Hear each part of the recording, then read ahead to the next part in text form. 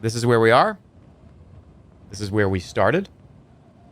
And as you see here, for people that weren't here yesterday, I want to make sure people get, like, so this is where you start, and here's the game map, right? It's right here. It ends about right here. So we storm the castle. It's about like a 45-minute experience. You storm...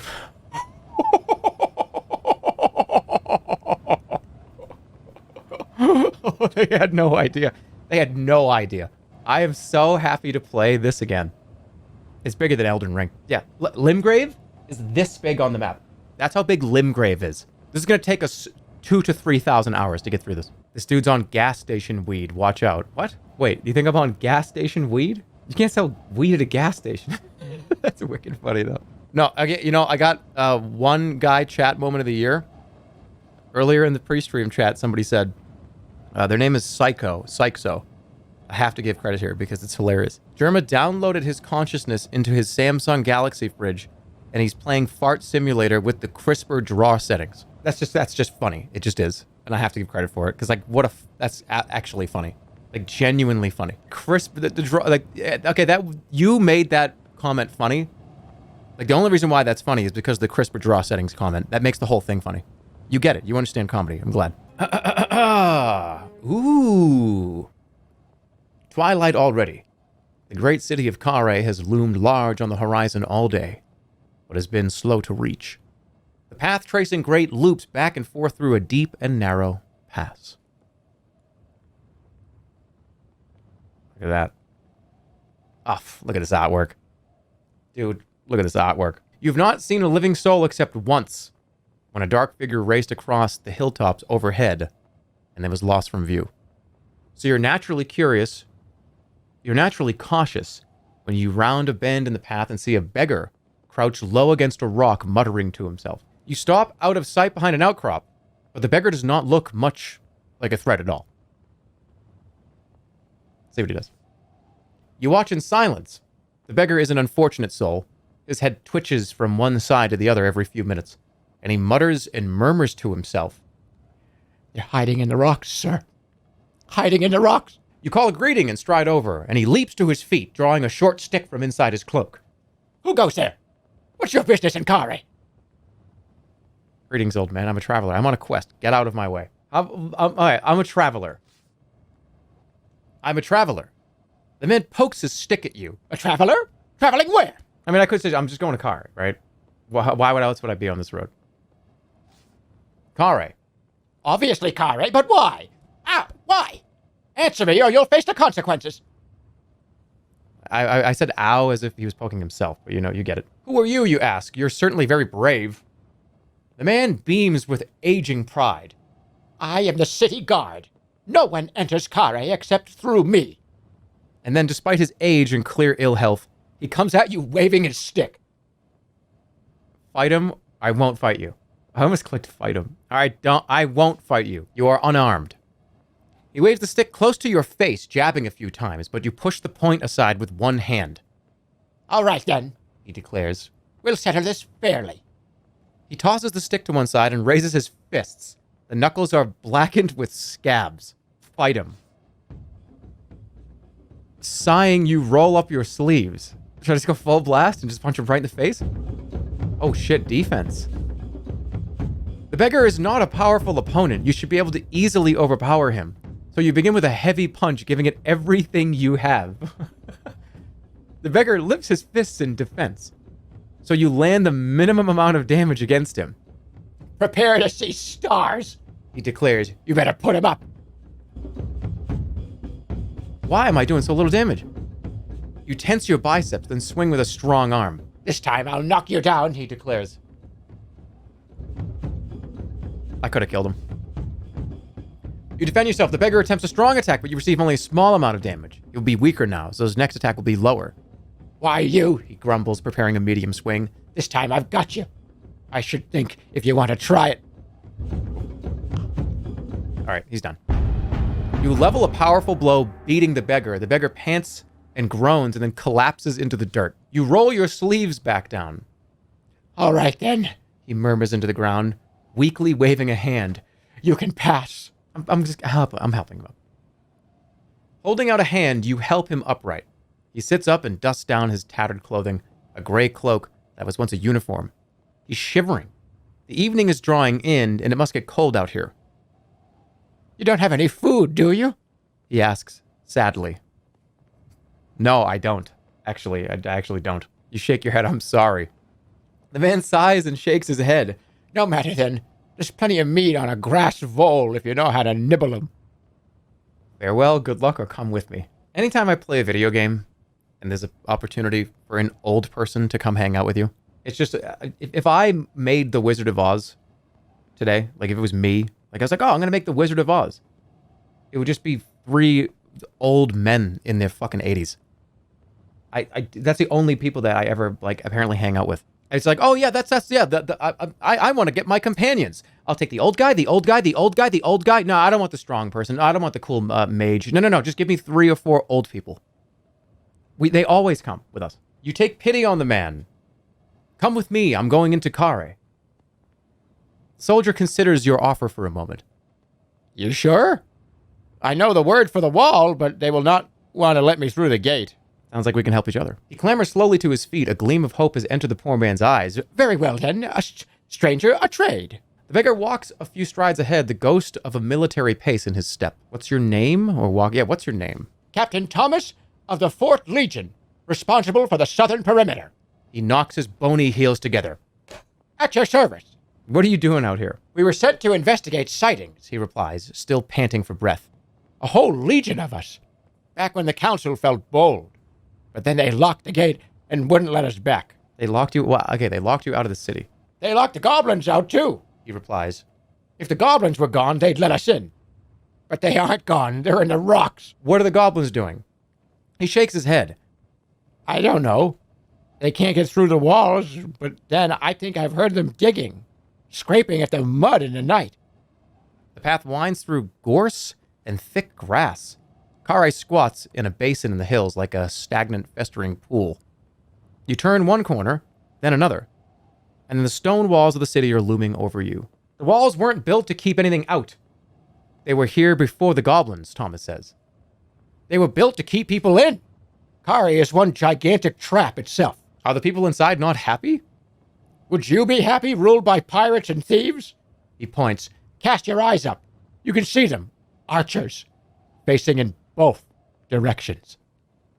You could scramble up the slope to the right to get a better view of the wall. If you wanted to. Let's go up the slope. You scramble up the slope for a better view of the wall, leaving Thomas below. Seems your new friend was right.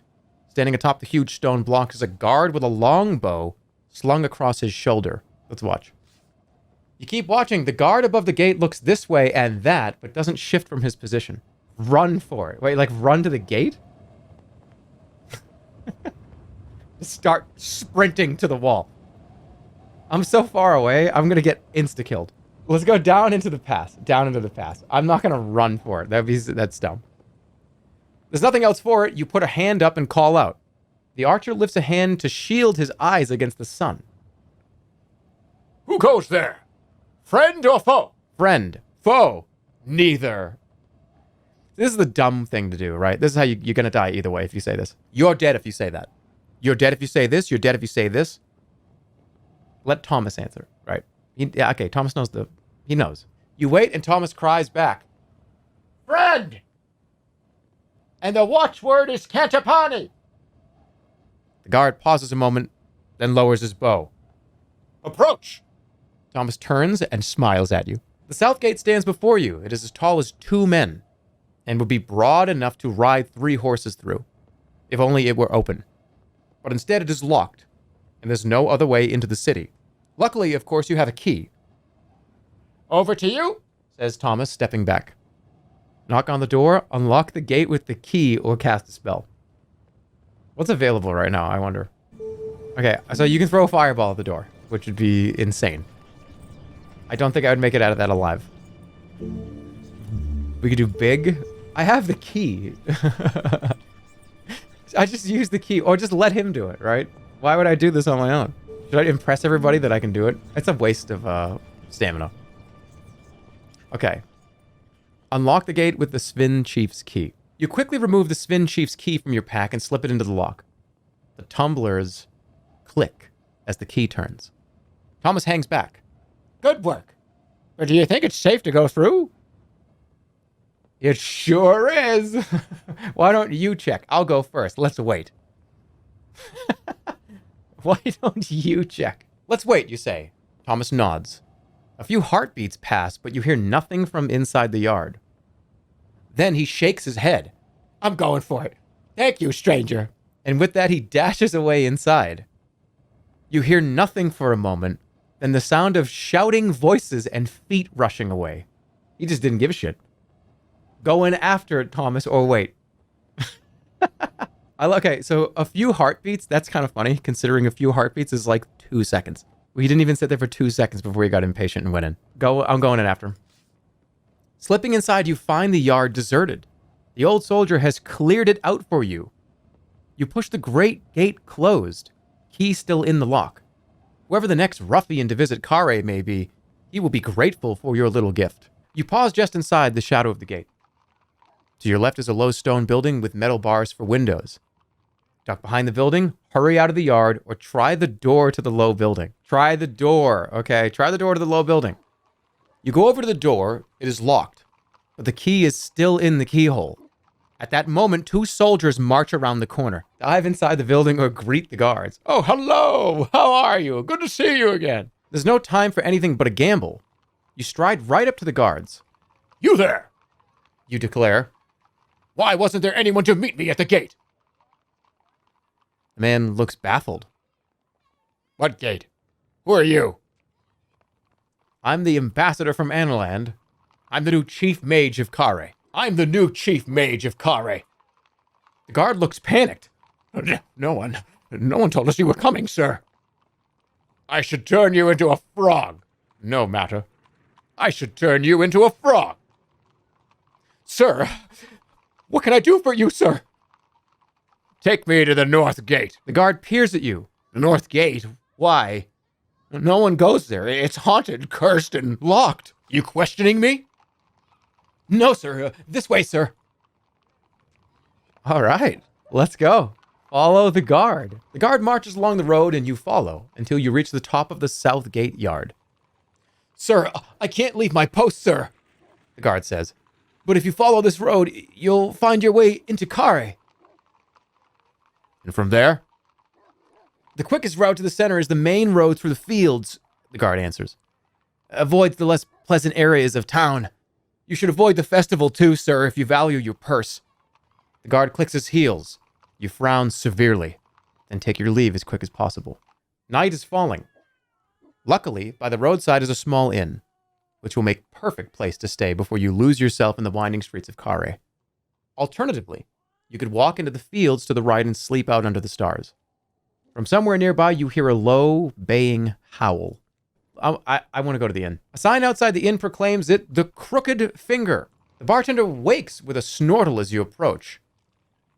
Greetings, traveler. You'll be looking for directions to somewhere else, I suppose. I need to eat, There's no food here, I'm afraid. the innkeeper says. No point, since the rats get it all. But a bed for the night will cost you 7 gold pieces. That's way too much. Actually too much. 7 gold pieces is robbery, you tell him. The innkeeper shrugs. Kare prices might not be what you're used to, but you can sleep in the street if you prefer, and then maybe you'll see why they're as high as they are. No, fuck you. It's too high. And you turn to leave. Wait a minute. The innkeeper says. He reaches under the counter and produces a handful of dice. You want to play Swindle Stones? Maybe we can settle this with a game. I don't play games. I don't know the rules. I'll play you in Swindle Stones. Let's go. By the way, excuse me. You want to start a new Twitch meta, guys? Swindle Stones. New Twitch meta. It's literally liar's dice with like one small change, but whatever. I'll play you, you reply, taking a seat at the bar. Excellent. The innkeeper rubs his hands together, clearly thinking he will be able to hustle you out of some money. So, what's the stake? No stake. Bet the cost of the room. Yeah. Cost of the room, you suggest, 7 gold pieces. You place a stack of coins on the bar. The innkeeper grins and rubs his hands together. Sounds like my kind of game. The innkeeper counts out 5 dice each and takes first bid. Okay. So, Swindle Stones is an interesting game. It's just liar's dice, essentially. The game is simple. We roll and bet on what's come up. So, for instance, I might start and bet that between us, we've rolled at least 2 threes, right? Well, we don't know what's on the table, so you have to, essentially you have to guess of how you bluff. You're trying to catch people in getting it incorrect. So I could call, right, and say, I don't think there are 2 threes between the two of us. And that would be a really stupid idea, because if I did that, he might just have 2 threes and have started with that. This is in The Witcher. It's Witcher's Yahtzee. No, it's Steve Jackson's Sorcery Swindle Stones. This game came out like 50 years ago. I'm sorry, but this is the one that it's based on. What I have here is I have 3 4s. So I could essentially just go, I got 2. Hey, there are 2 4s, right? Because I know I have at least 2 of them. That's what I'm going to say. Indeed, so I can't see your dice and you can't see mine. You only have what I tell you about what I've got. But you may be trying to deceive me. Okay, so that means he has a 4. I wonder if he has 2 4s. Because this would be correct. I have 3 and he must have 1. To say that, he must have 1. Unless he's lying, which I don't know. Let's find out. Call it. All right. There's no fucking way, right? If you believe my bid is too high, you can call and we check. Otherwise, we keep bidding higher and higher. That means he has to have 2 4s, which he might. I don't buy it though. 1, 2, 3. What's the chances that he has 2 4s? This is Squid Game. This is not Squid. Stop saying Squid Game. Call. There. Fuck. So you did have 2 4s. You piece of shit. All right. So let's say I'm gonna say I got 2 2s. This is absolute horseshit, right? This is a complete and total fabrication. So he's gonna be like, oh, this motherfucker has 2 2s. 3 2s? Oh, you think so? You think so? Call it. That he has to have 3 fucking 2s. No way. There it is. Got it. Roll the dice one more time. He has 1 dice and I have 4. I got 1 1. Just make it up. He's gonna say 2 1s. 1 2. Okay, so you have a 2. Let's say 2 2s. 3 2s. I will take that free night in the inn, by the way. 7 gold. I don't gotta spend anything. Let's go. I win, don't I? Talking to people will provide clues to help your quest. You can review your clues on the inventory screen. You collect your gold from the counter once more, and the innkeeper reluctantly counts out another 7 into your palm. I was unlucky. It happens. You want another try? Nope. I've played enough. Very well. Room costs 7 gold pieces, and as I said... Very cool. Wait, I could also sleep outside. Should I not even spend the money? I think I'm going to sleep outside. I'll be on my way. The innkeeper looks surprised. But I thought... But you are out of the door before he finishes, heading to find a field to bed down in for free. You strike off into fields and find a muddy dell in which to stretch out. The stars are out, forming the constellations of the ape, and you feel a certain peace despite the hulking shadow of the wall. Settle to sleep. You settle quickly. The sounds of the city drift to you on the night air. Shouts and screams, and the occasional distant howl distinctly. You doze off fitfully, turning over in your mind that what the innkeeper told you of the 4 spell lines required to open the north gate. Didn't pay any attention to that. I was too busy gambling. Then halfway through the night, you awaken to the sound of something scratching in the earth nearby. Sit up, ignore it, or draw my sword. They're in the rocks. You sit up and peer into the darkness. You see red, glowing eyes and slavering teeth in the gloom. It's a werewolf. But how can that be? The moon is only crescent. Gob. All right, let's go for it. I have 12 teeth. Let's go. You toss down a tooth and cast your spell across it. The tooth appears to ignite, sending up a wisp of smoke, which then fattens out into the shape of a goblin warrior. He performs a ridiculous salute and then sets to attacking the werewolf. The fight is tense and close, and the goblin gets a few good strikes in, but one strong charge from the werewolf is too much. One moment the beast has the goblin throat between its jaws, the next, the goblin has vanished entirely. More! You throw down a second tooth.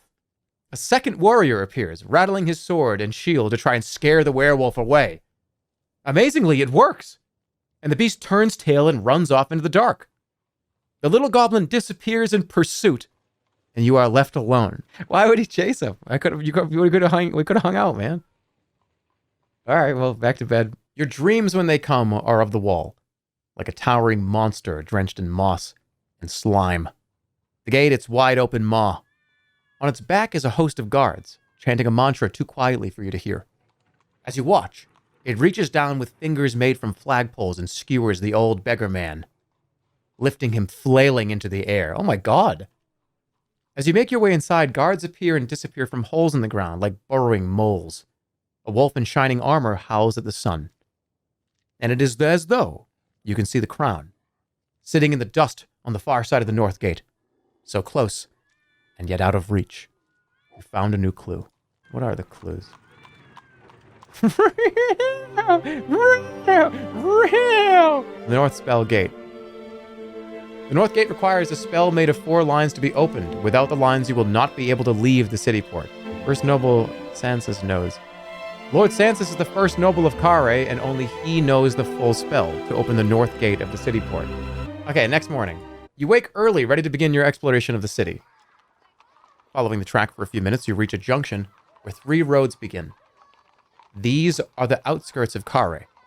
Huts huddle like beggars on either side of the tracks leading uphill into the city port. Pause to look around. It must be clear to everyone around that you are a stranger in these parts.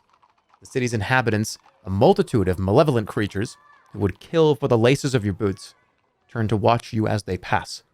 You are sport, a figure to be jostled and robbed, and one who will most likely fall prey to the strange, elaborate system of traps laid across Kare by the early settlers to protect themselves from one another. There are more people here than you've seen in a long time. You cast an eye across the faces to see if any are flanker, the assassin you met outside Torapani. Take a look left. To the left, you see a group of scruffy youngsters walking up the road with packs on their back.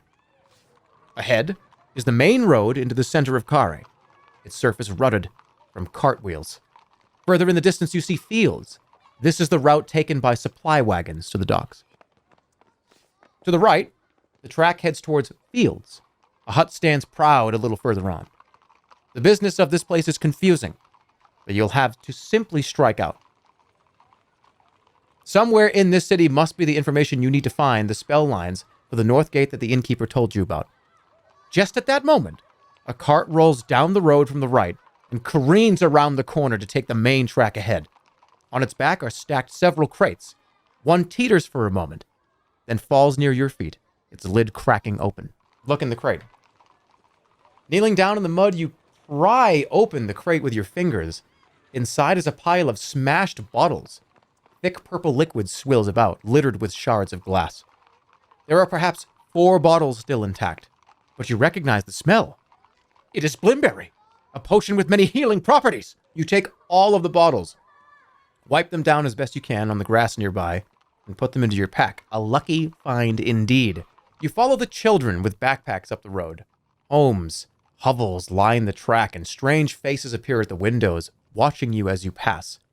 Then from around the bend ahead, a troop of guards appear. You stride quickly forward to join the group of youngsters and attempt to mimic their way of walking. The group are talking about where they will stay. The Wayfarer's Rest or the Meat and Cleaver? I think the Meat and Cleaver is the best place. Listen to, all right, what, I don't, listen, don't speak. Why would I suggest something? That's weird. That's weird. If somebody was walking around and they were like, oh, gosh, I just don't know where to eat. This is my first time in Vegas. Hash House A Go-Go at the Link, which it looks okay. I haven't heard much about it. Or Dave's Pizza. I'm not sure. I mean, would I be like, hey, I'm telling you what, Hash House at the Lake, man. It's going to be good. I don't think I would do that. I would probably just be like, I'd leave people alone. Or you could also do the thing, too, where it's like, Okay, so, oh hey, Hash House a Go Go at the link. Yeah, we could pick there, or we could go to Dave's Pizza, and then I could pick up. I could answer my cell phone, right? Oh hey, oh yeah, hey, what's up? Hey, what's up, Joe? Yeah, I'm here. You coming? You guys coming? Yeah, cool. Yep. We're meeting up at the Hash House a Go Go, right? Oh yeah, it's my favorite restaurant. Yeah, that's probably the best restaurant, and that's probably one of my favorite restaurants in Las Vegas. Yeah, dude, I'll see you there. Right? Who would do that? No, not with my fingers. I'm not like holding up my fingers with like act with a cell phone. You keep your weary face down, and you must have the right slump to your shoulders, as the guards pass straight by with nothing more than a derogatory comment. A pleasant herbal smell drifts from the doorway of a nearby hut. Inside is dark, with a smell of rotting straw rising from a pile of mattresses that circle a low table. It is only after a moment that you notice these mattresses are occupied. 3 ugly faces peer at you through clouds of smoke, rising from a hookah pipe that sits on the table. Examine the people, smell the air. Why should you walk in and just go, oh, ooh, that's good. What the fuck? You sniff the air tentatively and your head spins. The smoke of the hookah is sweet and stupefying. It is weed plant. Sit and draw on the hookah. We just sit here and smoke weed. This is that gas station weed we were talking about. You gesture to the nearest elf, asking for permission to sit down beside him. He does not even notice you. Putting the pipe to your mouth, you breathe in a cloud of sweet apple-tasting smoke. You begin to feel lightheaded. Weed plant affects different people in different ways, and you cannot be sure what it will do to you. As you wait to find out, you find yourself staring up into the clouds. Shapes seem to form themselves. There. Is it a dragon or a milk jug? That's a milk jug, if I've ever seen one before. A milk jug, overbrimming at its lip, carried by an old man smoking a pipe. Or is that a young girl dancing in a wide, billowing dress? It's an old man. An old man, yes. Your father, perhaps, before he passed on. Smoking a pipe himself and telling you to train harder, to be cautious, to eat well. He never followed a word of his own advice, and now he is no longer around to hand it out. The effect of the smoke is pleasant and relaxing, like a long hot bath or a good rest. You feel yourself regaining some strength. You turn to the nearest elf and nod. It's really good to meet you, you say. The elf nods back in return. Is it your hut? I want to buy it.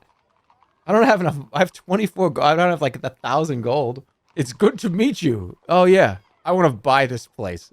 I feel like they're going to like kick the shit out of me, right? Is this your hut? I want to buy it. The elf nods deeply in reply. I've been sent by the first noble. I hear the north gate is locked with a spell. Do you have anything to eat here? Do you have anything to eat here? The elf nods a third time, more profoundly now. I feel like I know you already.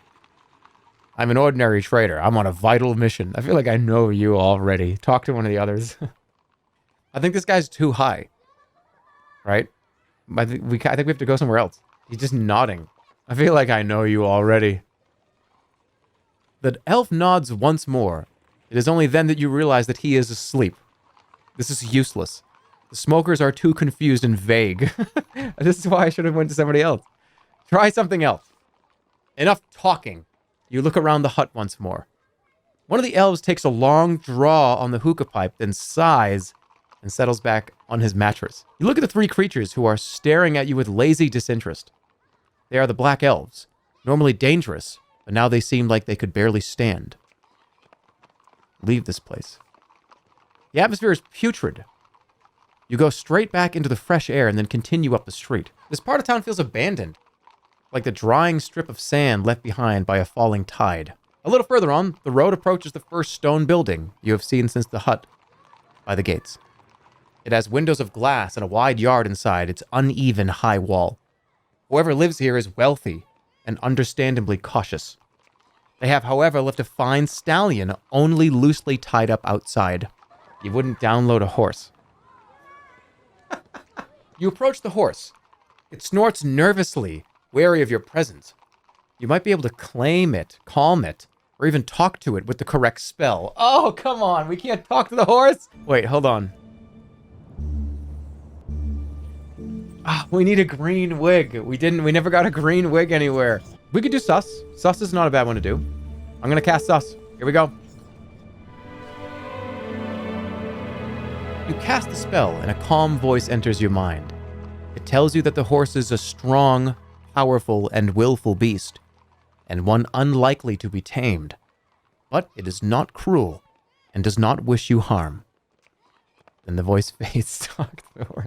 You try a few words in the common tongue, and then a few whispered in the more gentle language of your boyhood in Chawberry Wood. The animal listens with its ears cocked, giving you a strange, distant look. What of course it does is a horse. Still, it appears calmer in your presence now. Perhaps you've made a friend. Keeping your eyes fixed on the beasts, you slip the reins from around the hitching post and hold them firmly. Then in one movement, you pull sharply, bringing it round so you can jump onto its back.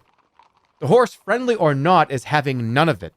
It whinnies loudly and rears up in the air, and then, with you barely settled on its back, it bolts at terrific speed along the road, heading back the way you came. Hold on for dear life. You cling on as best you can, trying to calm the beast as it stampedes along the outer streets of Kare. You plunge madly through a market, past a shrine, and down a wide, ruined street. Just as you think you are doomed to crash into a building, something makes the horse startle, and it leaps, throwing you to the ground. You land awkwardly. The horse whinnies and races away. Where the fuck are we? Oh my god. Alright, that's funny, but you could, I'm gonna rewind. I'm gonna use one rewind here. I'm gonna go back to the horse. So, here we are, again with the horse. I think I'm gonna go into the house. I don't want to fireball the horse. That's 3 stamina. Do I have to fireball the horse, or are you guys gonna not? You guys are gonna... That's rude. It's an evil horse. No, when I cast sus, it said this horse was very kind and was not gonna cause me any harm. No, I'm not gonna haunt the horse. I'm going in the house. You step through the gate of the house into its wide front yard.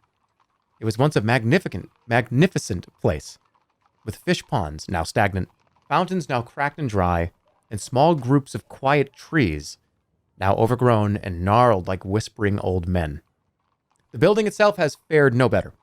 One side has collapsed in on itself completely, and the other leans perilously to one side. Oh dear. All right, look at the trees, approach the building, or look at the fountains. Oh, don't resident sleeper because I didn't throw a fireball at a fucking horse. I don't want to kill a horse. Okay, you understand, if I fireball the horse and mayhem breaks out in the streets and I have to fight 10 people, and I'm going to have to rewind again. I don't want to throw a fireball at a horse in the street. I'm going to have to kill, like 3 people. You understand? I'm going to get attacked. The guards are going to chase me. I only have 3 rewinds. I can't even say rewind. I survived the meat grinder incident. There was no meat grinder incident. You made it up. Stop making things up. Stop making things up about me. Stop making things up about me. I'm sick of it. Stop making things up about me. You stride up the steps to the door of the grand house. What can we do?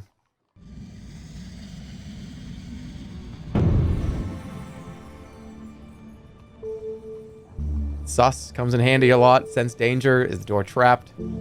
I can't zap the door, though it looks like it wanted me to be able to at some point. Hot the door. How the door is safe passage. Although I could... Well, hold on. I could just try to open the door. But what if there's a Home Alone scenario? And I Joe Pesci go grab it and I burn my hand, right? Sus.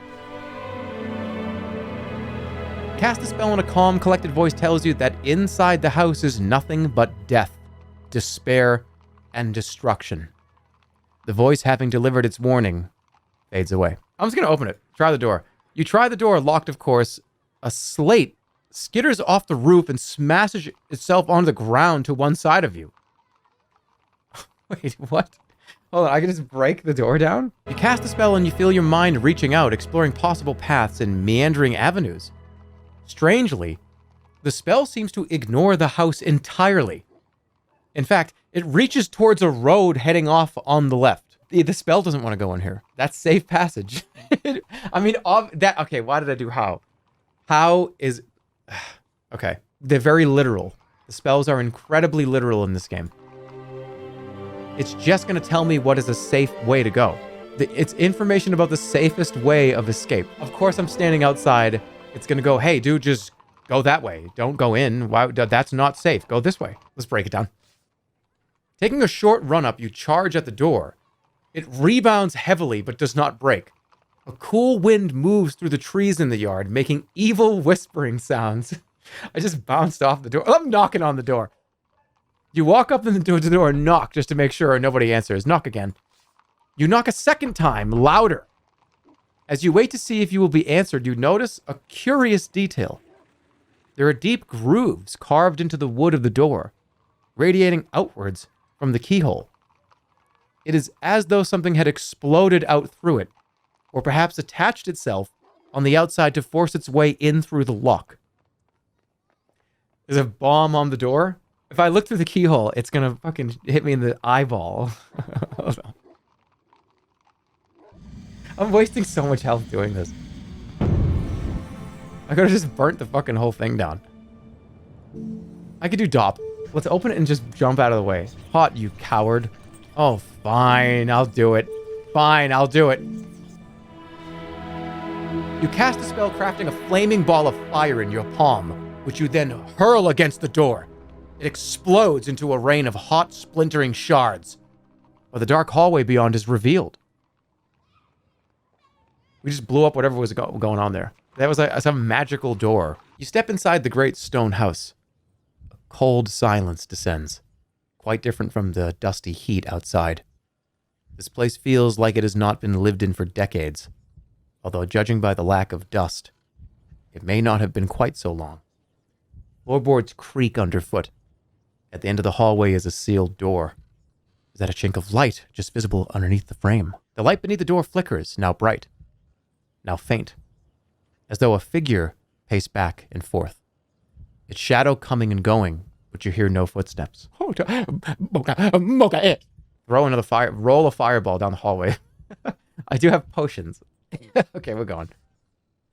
You make your way along the corridor. The walls on either side are lined with large portraits of dusty-looking men and sour-faced women who sneer at you as you pass. Look at the paintings.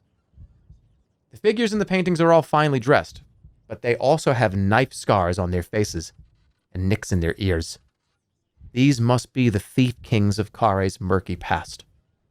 You pass a large metal coal scuttle sitting against the left-hand wall. You stop to look inside the scuttle, but the inside is blackened, and in the darkness it seems as though an infinitely deep pit was contained inside. Put my hand inside. You are not afraid.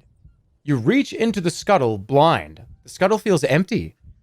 Then your finger touches something sharp, so sharp it stings. Take your arm out or search for the sharp thing. Search the sharp thing. You feel around in the scuttle searching for the object, and you find it, earning another sharp prick. You keep feeling around and have a clear sense that something is climbing up your arm to your wrist. Shake it off, shake it off, shake it off. You shake your arm vigorously, and then with your other hand try to bat the thing away, but you feel a stinging pain in your other hand. And a moment later, you feel the same biting sensation on your neck. That's when you realize there's still something wrapped around your hand as well. It's a snake. You make to raise your sword and kill the beast, but it has wrapped itself tightly around your wrists, and now you cannot move your arms at all. You've had enough of this torture in the dark. You race out of the house. Oh, fuck! As you hit the light, the serpent hisses and rears back and drops into the shadow. It must be a dark snake, a creature whose bite is luckily not poisonous, just itchy. Oh, we're fine. Go back in the house. You take a moment to collect yourself, and then you step back into the darkness of the corridor, determined not to leave the house unexplored. Yeah, we're good. You reach the far end of the hall. It is only a short way from the entrance, but all is now in shadow. The only light that comes from the gap around the frame of the door in front of you. You push open the door and enter a wide paneled room with a thick carpet. It is a study of some kind. The source of the light under the doorframe becomes quickly apparent. A roaring fire burns in an enormous grate on one side of the room. You search around the room. The furniture is grand, carved and stained and inlaid with patterns of goblin bone. but there are no possessions to be seen. No ornaments, no jewels, no treasure, and no sign of the owner. It is as if whoever lived here had moved out. Or, more likely, as though the place had been thoroughly robbed. With the door shut, you'd expect this room to be sweatingly hot. But like the rest of the house, it is icy cold. You go over to the fire to warm your hands, only to find it emits no heat at all. It burns no fuel either.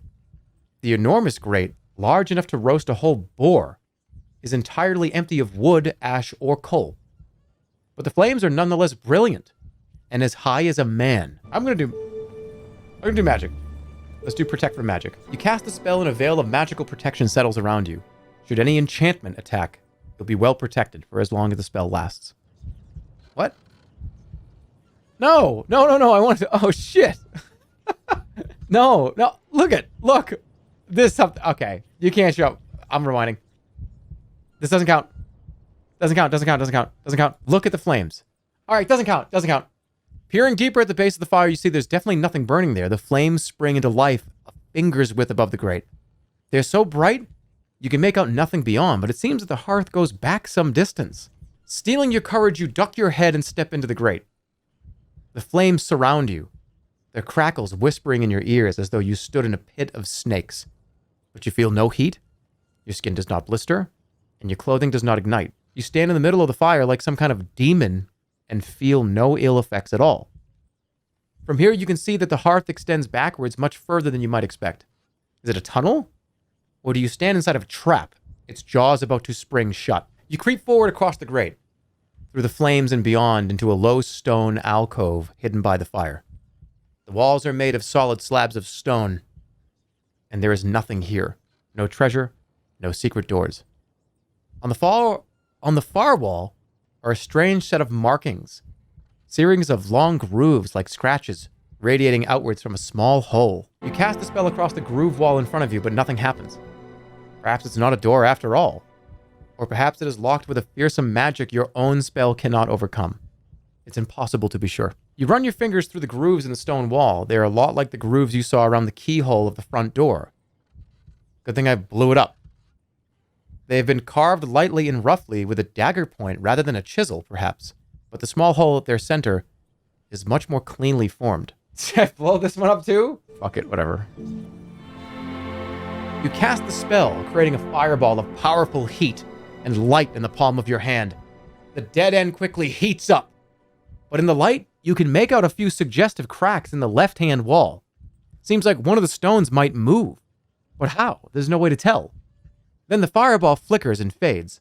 The cracks fall into shadow once more, and the sweltering heat fades to your... I threw a fireball at myself. You run your fingertips over the left-hand wall, but can no longer find the cracks you saw in the light of your fireball. Oh, come on! You put one finger into the small hole.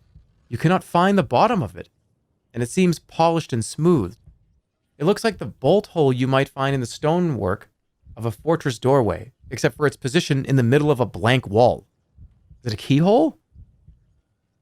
You look through your pack for something to use as a key. Insert a pipe?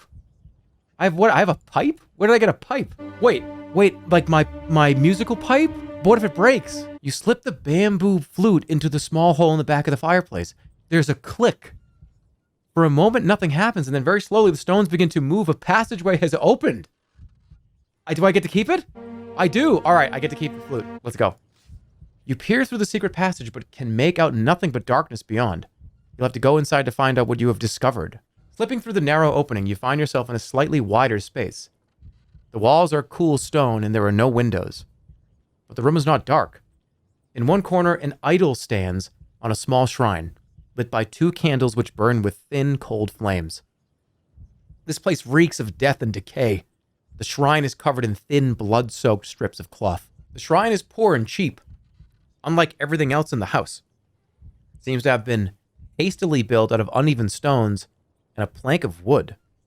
And the small statue of a fat god that sits on it has been molded from humble clay. The bandages are each an arm span long and as deep as your thumb.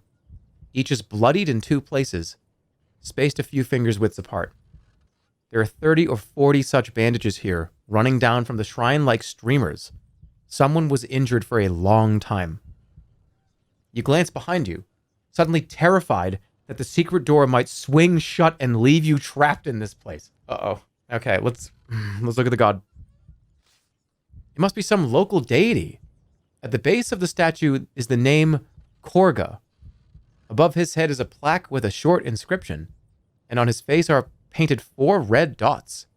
You're starting to get the jitters down here. The inscription is scrawled as though in the hand of a child. You have to squint to read it.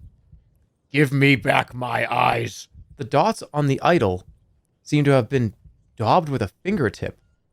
They're perhaps directions on how to worship the god, but there's no indication of what to do, or in what order.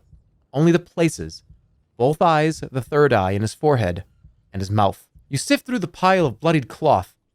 Strips quickly.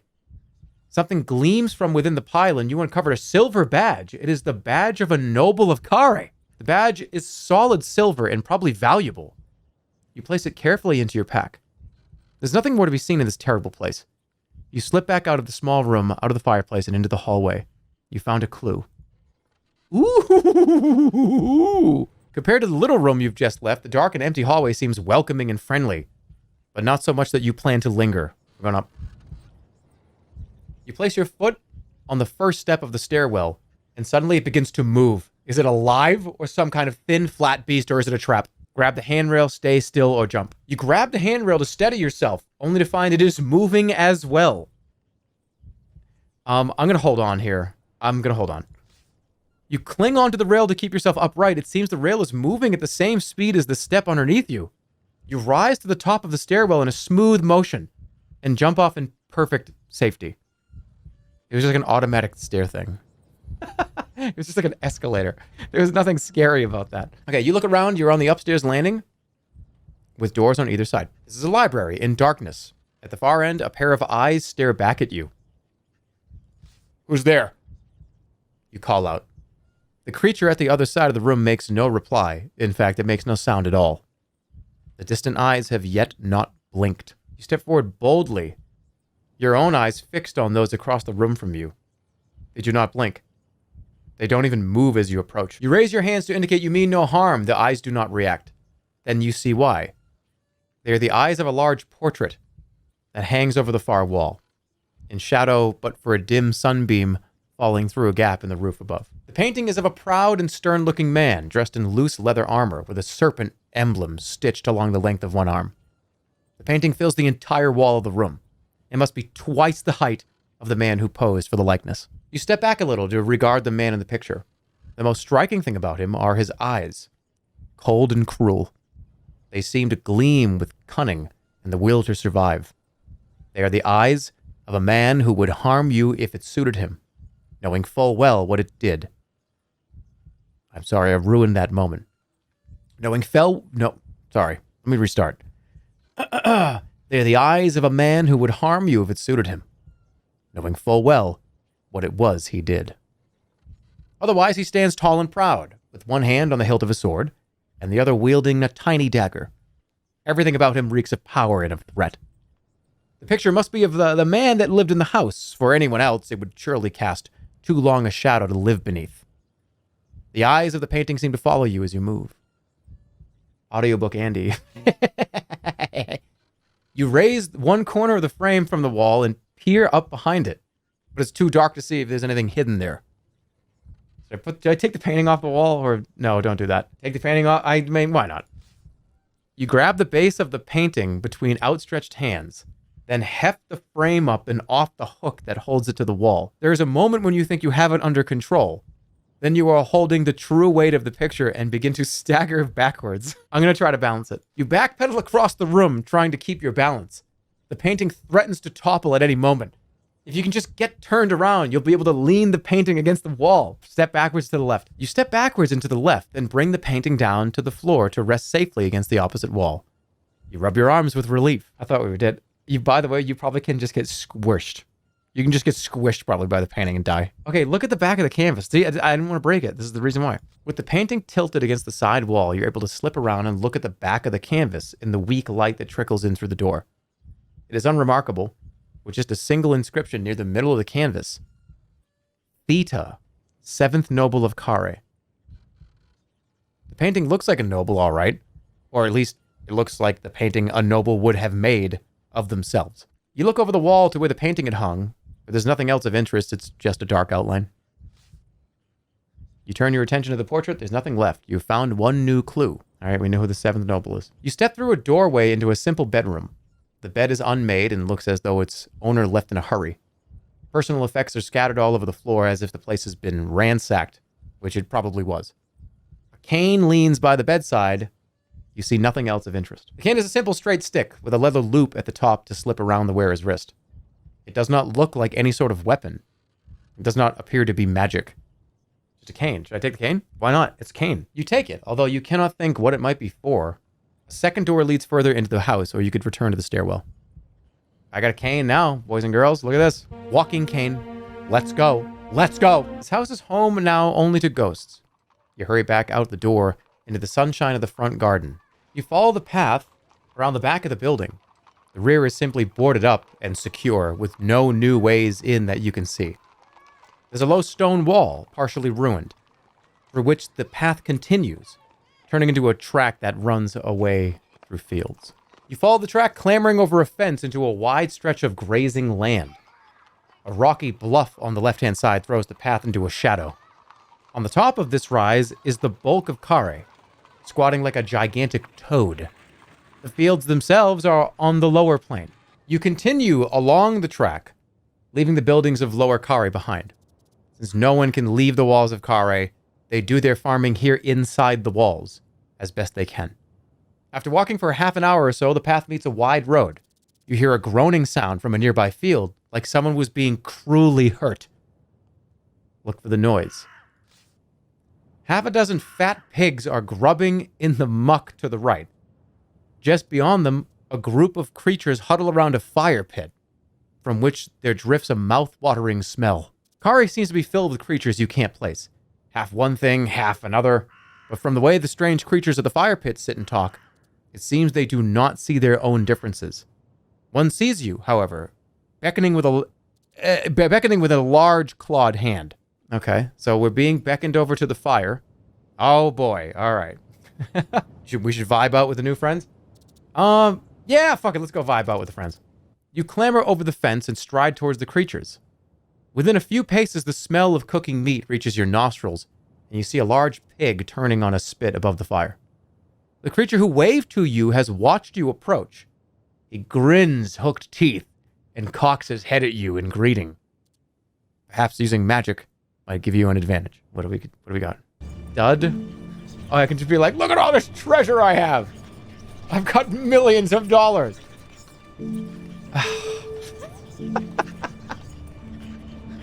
Hot cannot become the new Zap. All right. Imagine seeing a guy in like a cloak. You're like, hey, come over here. We've got fresh meat. Delicious pork. And you see the guy like kind of waving his arms around and doing 2 or 3 crow hops. He's like, what's he? And then he just fucking, from the outfield and center field, throws baseball like literally at your camp and it's a fireball. Why would you do that? We could just say hi too. But I don't have to be a threat. I'm going to greet the creatures. Greetings. That smells good. It is. The creature agrees. We picked the best one to bite into. Come here, sit down. And you understand his generosity. They're poachers.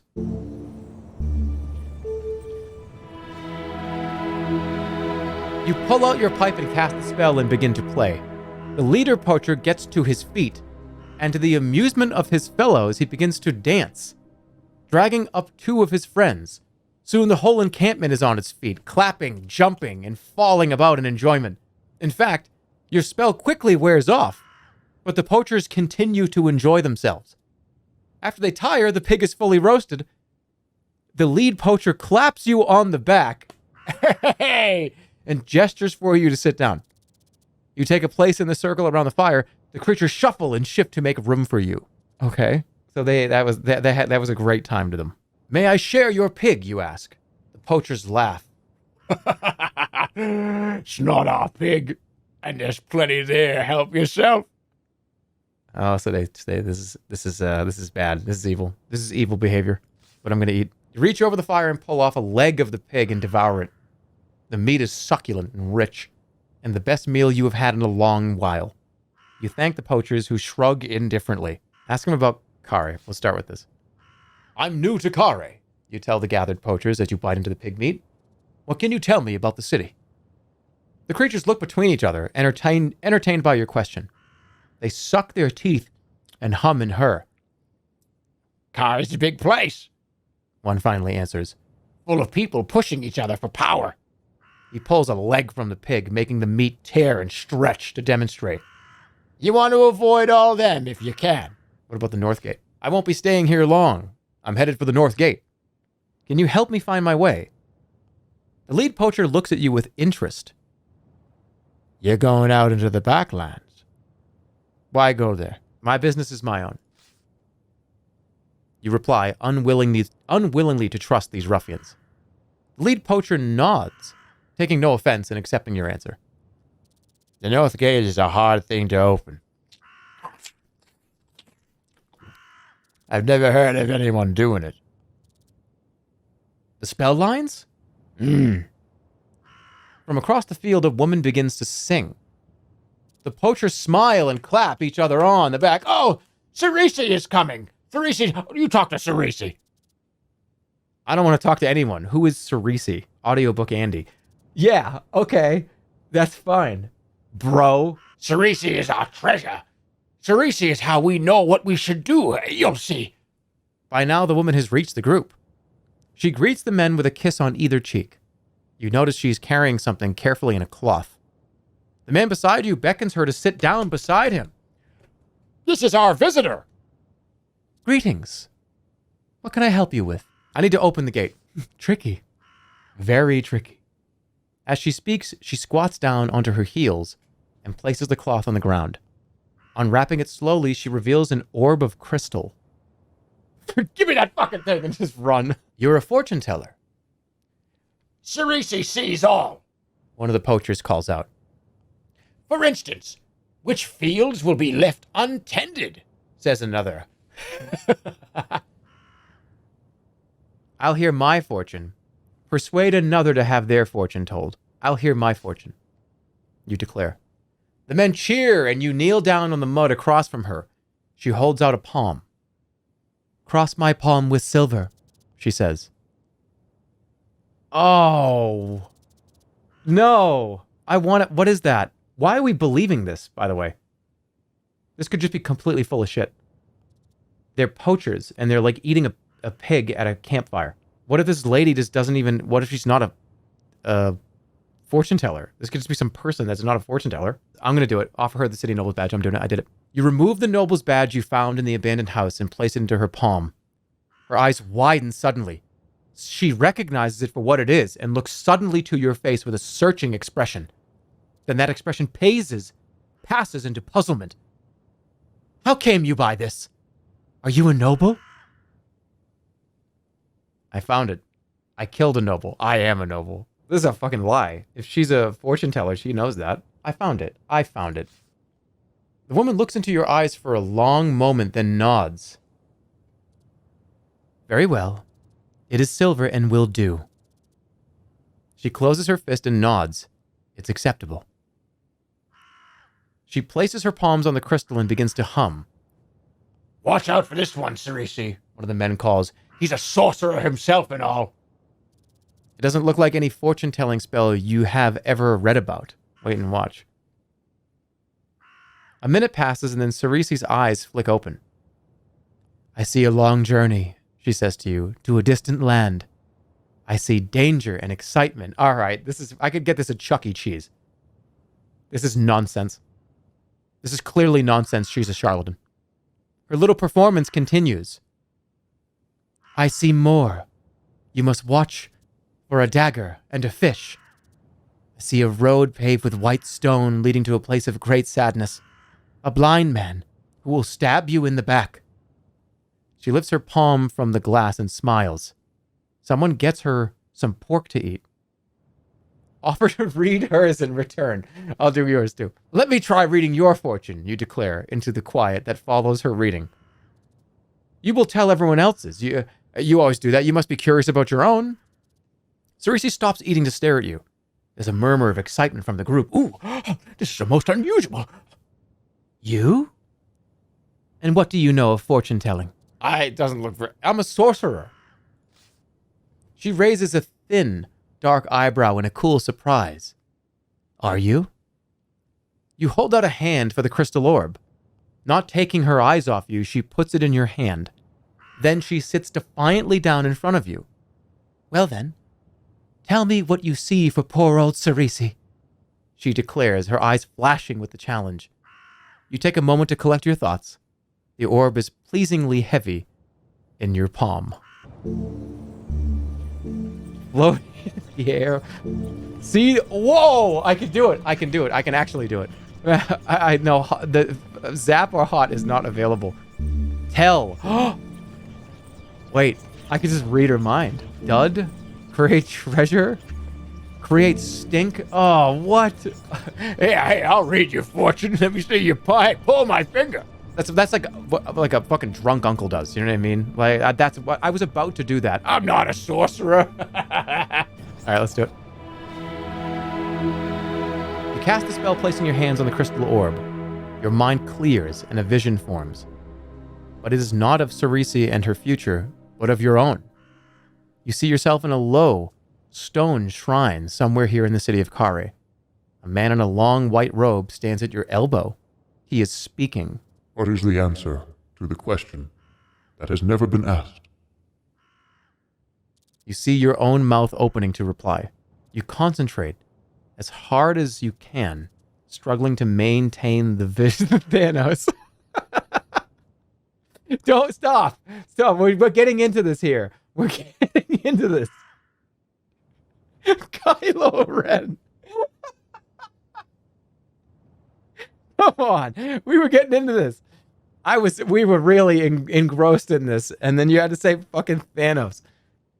Kylo Ren. It's thematically accurate too, because like, what the fuck? You concentrate as hard as you can, struggling to maintain the vision. Then, as it begins to slip, there is a touch on your hand. Another presence joins yours. Sorcery. You breathe. In your vision, you see the man in the white robe bow his head, defeated at the word. The vision fades. Sorcery is watching you intently, waiting to hear her fortune. The crowd around lean eagerly in. I see your fortune. You begin. I see you losing several friends. I see you telling great fortunes. I see you losing... It's definitely one. I see you losing several friends. You say, and you see her smile slip a little. Is that all? She asks. Oh, I see you giving me this orb. I see you divulging a secret. You continue. Sorcery looks stunned by your words. She clearly believes you are a true psychic.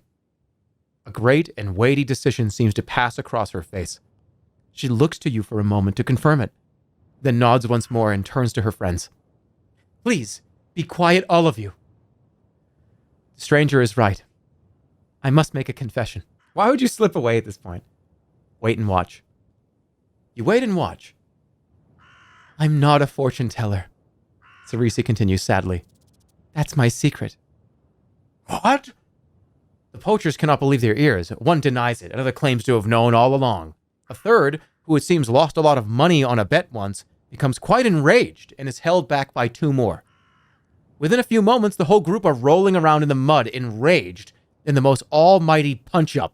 Let's get out of here. Slip away with the orb, or we could, all right, let's get out of here. Slip away with the orb. In the commotion, it's easy for you to get away, until one of the men shouts, It's all his fault. Run. You try to run, but a man the size of a horse dives for your legs, and a moment later you're down in the mud, in the middle of the bruise-up of your life. You crawl out from under a pile of 15 men. Wait, where did these other people come from? Where did these other people come from? You find the precious orb has shattered to 1,000,000 fragments, and several of those fragments have cut you in the leg and side. What? You limp back to the road. What? No. Who are these 15 men that showed up? Why did there were three people here? There were literally 3 people sitting at this fire. Why are there 15 people here now? They were just grabbing people off the road and punching them. It's rewind time, is it? It's his fault. It's like, I pictured it. There he is. It's him. And I turn, and I don't know why I'm just seeing this image in my head of like, I've got a bunch of food in my mouth, and I've got a big bag, you know what I mean? A big bag of food, and I'm stealing the food, and I've got my cheeks are puffed out like a hamster, right? Like, me? I don't know why that's what I see. I'm going to use it. We're going to rewind. I only get one more. All right. People are fighting. People are fighting each other. I'm going to break them up. All right, break it up. Break it up. It's a messy fight. You wade in trying to hold the poachers apart and keep the men from throwing each other into the fire. But there's nothing you can do to keep them apart. A moment later, someone snatches the orb from your hands and cracks it over another man's head. You crawl up from under a pile of bodies and hurry back up to safety. I fucked it up halfway through. I have to tell her to give me the orb. I have to tell her to... I just got like snow globed in the head, okay? I have to go back and say, give me the orb. I'm going back. I'm going back. I'm going back. I'm going back. I want this fucking orb. Hold on. I just want to see what happens. Let me see what happens.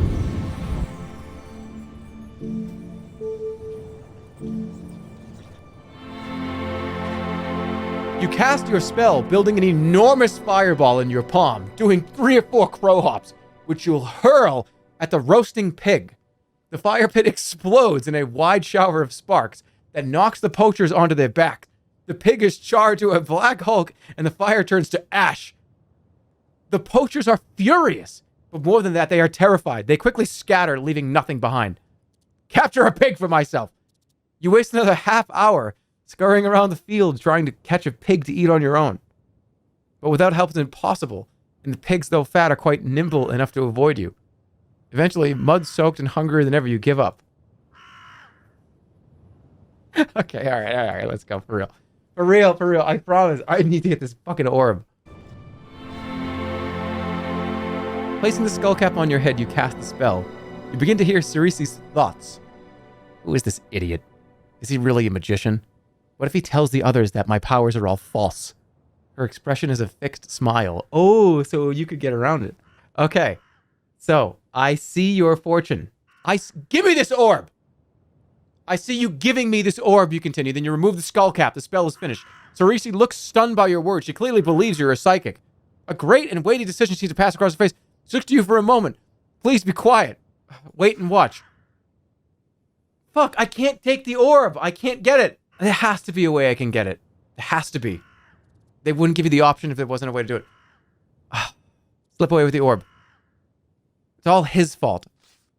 Oh, fuck. Whatever. Fuck this. You know what? Fuck this. I'm taking the orb. Such an orb is a hugely powerful artifact. If you could possess it, then all sorts of secrets might be yours, not the least the spell lines for the North Gate. Grab it and fucking run, or wait for an opportunity. There are several of them, and only one of you. You'll have to pick your moment carefully. Okay, wait. I'll hear my fortune. She lifts her palm from the glass and smiles. Someone gets her some pork to eat. This is where I can get the orb. Or, if you wish to steal the orb, you realize you will need to create a distraction. Kick over the fire. Hold my sword to Cerisi's throat. Point into the distance and shout. Or...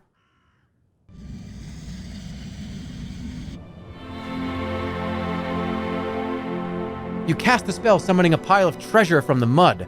The poacher's eyes grow wide in amazement, and they begin to stuff their pockets. Some are faster than others, but then the losers turn on their friends, pulling knives, robbing them for their takings. Within minutes, an almighty fight is waging over your imaginary gold. In the fight, someone kicks the crystal orb, and it strikes the brazier and shatters into 100,000 pieces. 100,000 pieces? I want this fucking thing. I don't care. I don't think I've ever had this orb in any playthrough.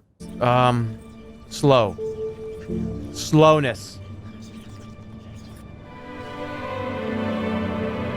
You cast the spell, slowing Cerisi in particular down.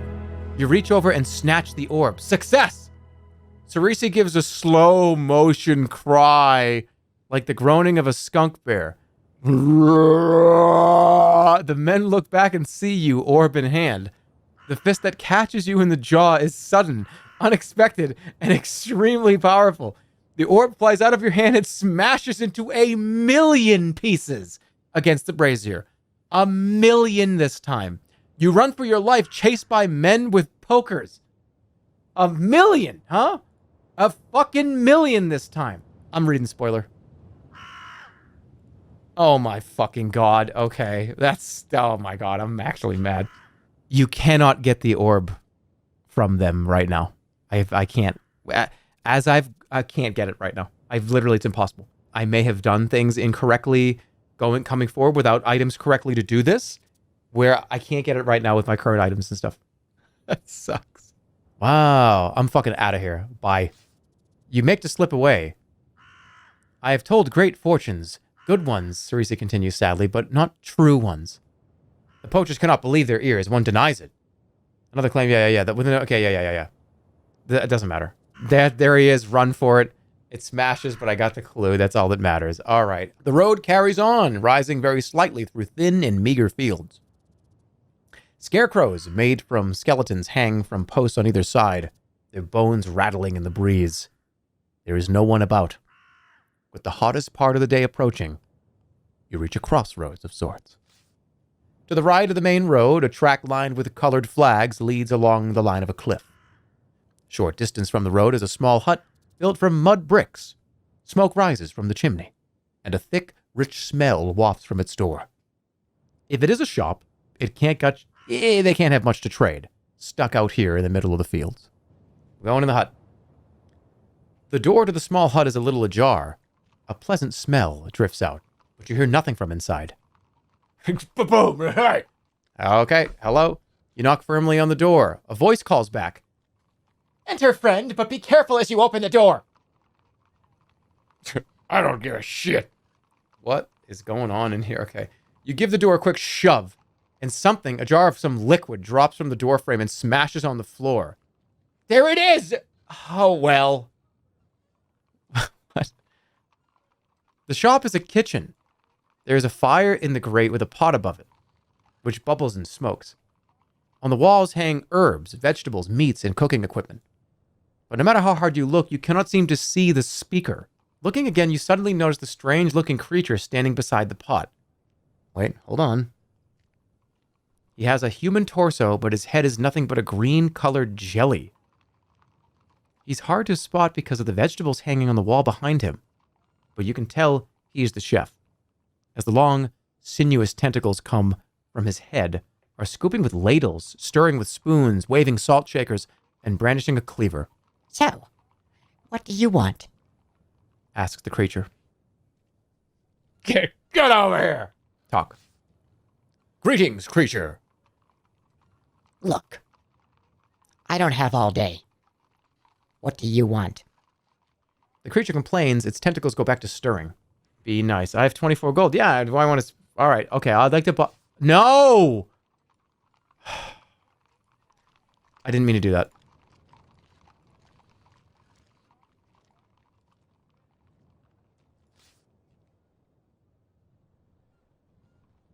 No, fuck! I don't...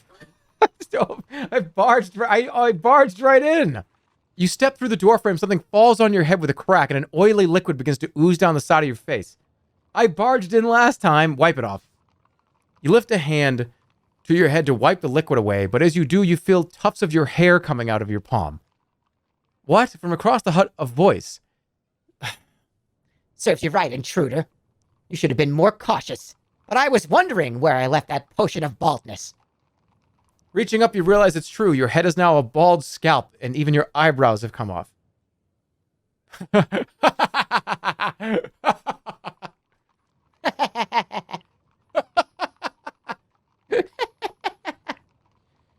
You laugh, and so does the creature on the other side of the room. It's a strange-looking thing. The creature has a human torso, and his head is nothing but a green jelly or whatever. Okay, I'd like to buy some food. All right. It's 5 gold pieces, and it's bristle beast kidneys. Hope that's all right with you. Giving his cauldron a quick stir, but never taking his eyes off you. It's only 1 piece of food? You pay him the money, and he hands you a bowl of stew. Doesn't taste very nice, but you force a smile. The creature nods and offers you a drink to help wash it down. Spill it to create a distraction. You drink it down. It's actually quite refreshing. With your meal finished, there's not much more to be done. Your hunger satisfied. You thank the cleaning creature and leave the hut. Okay. You follow the road up a slight rise and then down into a hollow. At the very bottom is a solitary thatched hut with a curious, wispy statue outside. In the distance, the road rises once more towards a large building with a domed roof. You toss down a goblin's tooth and cast your spell. There's a thin wisp of smoke, and then a column of fire, and then from the flames, a goblin warrior emerges to give you a jaunty salute. He looks about for someone to fight, but sees no immediate threat. Send him in the hut, send him to the statue. Send him over to the statue. You direct him over to the statue. He approaches casually, and then quite suddenly, the statue moves, its arms slicing through the air, one cutting through the goblin at head height, the next at knee level. The poor creature drops to the ground in 3 pieces. A moment later, it vanishes in a plume of smoke, and when the smoke has disappeared, you see nothing but the statue standing just as before. Did you imagine it moving? Holy shit. The statue depicts a man of sorts, with long and spiny limbs, sharp-edged and cruel. Its hands are pressed together before its body, as though in prayer to one of Kare's many gods. Around its neck hangs a locket of what looks like solid gold. The hut behind was thrown up in a hurry. Its walls are patched with mud and clay, and the door is made from torn-up fish crates. The planks still bearing the marks of the ships that brought them in. The statue suggests this could be a shrine, but you do not recognize the deity. You approach the statue curiously. Up close, it's even more ugly. The limbs are as thin as sticks, but as sharp as sword blades. The only beautiful thing about it is the gold locket that hangs around its neck. You hang back for a moment to watch the statue. That's when you see the statue blink. That's terrifying. Keep watching. You stand transfixed, waiting to see if the statue will move again. To be sure it was not your imagination, it blinks again. And then the arms move, one sword-like edge sharpening itself against the other. I'm going for it. Oh my goodness. You place a gold piece on your wrist and cast your spell, creating a shield. You ready blade. The creature's not strong, but its blade-like arms are quite deadly. You would do well to avoid even a single blow. Alright, well, we're going full blast here. The statue slashes its razor blade arms through the air. It tries to scratch you. You raise your sword and aim to carve the thing in 2. You land a simple blow. The creature is losing its spines, but it keeps coming. The mantis man's long spines stretch. I have to defend here. Yep. Ow. Oh my god, that hurts. That's with defending. That's with a shield and defending, by the way. Raising your shield to protect your body as much as possible, the mantis man dashes forward. Bounding across the dirt, you fall over yourself trying to escape its reach. It jumps towards you. Full blast. Got it. We're good. Your sword cleaves piece after piece from the creature's side. You slice for the statue. Did you hear that? That was like... Then your blade lands deep. You cut again. Twist. And the mantis man collapses into dirt. With the mantis man defeated, the street falls quiet once more. What do we got? With the danger past, you go over to the creature and search it quickly. The only thing of interest is the locket you saw around its neck, which turns out to be a sun jewel. You pocket it. Time to get away from this place. The road leaves the fields, heading back between buildings once more. To the left, a short track leads away, and you hear distant sounds of chanting. A squat building at the end of the track sits in a patch of neatly tilled field. You make out a few figures in bright orange robes working outside. The short track ends in a low building surrounded by figures in long robes. They are monks. A few work the fields around the building, while others sit in contemplation of the sky, the wrinkles on their hands, or the soles of their feet. One monk greets you with a nod of his head. You step past him to enter the monastery, but the monk reaches out and takes your arm. You are forbidden. My apologies. But strangers are not allowed inside. My apologies. You reply, bowing your head. The monk smiles. Welcome to our humble monastery. He puts his palms together and nods. Friend, sit down beside me, and we will talk. The monk pulls out a set of knuckle bones and lays them on the bench. Swindlestone. Swindlestones. The monk nods. A game I have contemplated for a long time within these walls. He indicates the knuckle bones eagerly. What's the stake? The monk smiles. I am a monk, in case you did not notice. I offer nothing and ask nothing. I only play for money. All right. The monk hands you your dice and waves at you to bid. Maybe you can help me. I'm traveling to the north gate. Ah, so you seek the 4 spell lines to unlock the gate. To find the lines, you must find the nobles. And that will be difficult. Dude, yeah, you call this. I will manage. Holy shit. He almost had 4 ones. If I had even had one, that would have been bad. Okay. Let me see. All right. Holy shit. Okay, well, should I just go right for it and just try to get him to call? I think there are 4 twos, right? This is stupid, right? I could just get him to call? No, yeah, no way. Oh, yeah? Really? What do we got? I got 4 twos, buddy. Both hands just fucking went through the desk. Oh, I'm not reading the text. Shit. I'm not reading the text. I'm too busy playing the game. You flick the monk's final die off the table with a grin. I win, you tell him. All right, what did he say? Here we go. Where's the priest of slang? The shrine is just before the docks, down the middle lane from the well. But it is not open to strangers all evening. You must reach it before nightfall. Down the middle lane from the well. The road leads directly into one side of a large domed building. It's some kind of sprawling covered market. Looking left and right, you see several other roads entering the building through different archways. A group of serpent heads are just passing by. You stop one. Greetings. What is this place? The serpent head looks back at you, unimpressed. It's the artist's quarter. They have to have a roof over them, Or their paint's run, and they complain. Nothing worse than a complaining artist, remarks the second creature. Sounds worthless, you reply. One of the serpent heads, a female, makes a harumping noise. Make fun of my son's lisp, would you? She asks, then with one hooked fin smacks you about the head. The rest of the group turn their nostrils and march inside the market. Intriguing sounds drift from inside. Oh, fuck. But that was I thought they... But there's... Whatever. What an asshole. It's like... I don't... Shit, dude. The market is a maze of alleys. Every inch of space is being used for trade, with shops, stalls, and piles of goods set out on crates and barrels. Hawkers bellow about their wares, each trying to shout down the next. People and all manner of strange creatures mill about. Most are probably pickpockets.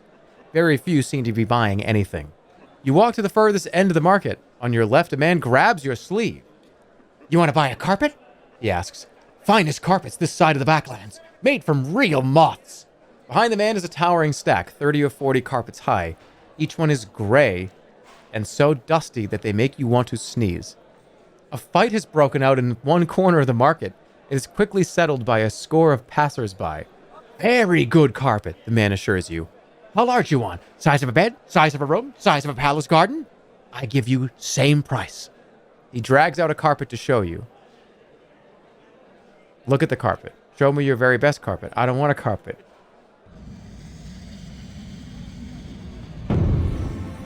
Do it. Yob, please. Just do yob and rewind. Do I get a free rewind here? Yob, I'm doing it. Fuck it. Jesus.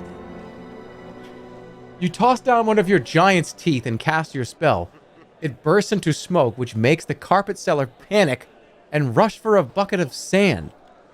But instead of a fire, the smoke turns into a giant who fills the small shop and then quickly bursts through the roof as it stretches to its full height.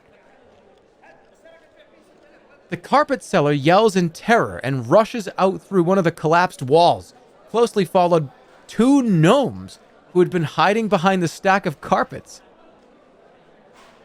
Send the giant after them. Tell the giant to move the carpets. You set the giant to tidying up the piles of carpets and discover a pair of nose plugs and a small bag containing 6 gold pieces in the process. You pocket them, just as the giant disappears once more. Then you stride back. I can do the stink spell now. But our giant friend, all he did was just scare everybody. Is it worth? It's probably worth. I get a new spell. We traded. You traded a rocket launcher for an air horn. Who cares? All right, you know what? Fuck it, I'm burning this stall down. That's what we're doing here, okay? That's what I'm doing now. Because you know what? This is what you get. This is what you get now. I'm throwing a fireball into this guy's stall. That's what you get now. That's what you get. You cast the spell building a fireball in your palm, but you don't have time to decide what to do with it. As it turns out, that moth wings are extremely flammable, and this is no mere candle flame you are holding. Within seconds, the stack of carpets is on fire. The owner of the shop turns and flees, as do two gnomes who were hiding behind the pile of rugs. The shop collapses as the roof catches, and there's nothing you can do to stop the fire spreading. The crowd around is quickly stampeding as the flames take hold. The covered market begins to fill with smoke. Then you see daylight and race for it. No, that doesn't work. That doesn't work for me. That doesn't work. I'm rewinding again. Okay, here's what we're gonna do. I'm going to do tell. Okay? Read minds. He's thinking about the pile of carpets building up by the door, and how if he just shows you a few more, you will be trapped. How about this? He hauls the first carpet to the door, then heaves out another. The rugs aren't light, and he huffs and puffs as he moves them around. Do the giant and then rewind again. Why would I do that? I'm attacking him. It only takes a single punch to fell the carpet seller.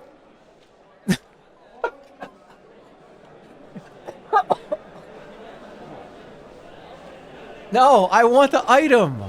Whatever. Fuck it. I don't care. The market seems to be endless. I dropped that guy in one hit, by the way. You're quite sure you've seen the same 12 creatures. Oh, whatever. This fucking bugleberry motherfucker laughing at me is freaking me out. The artist sits cross-legged, surrounded by average quality artwork.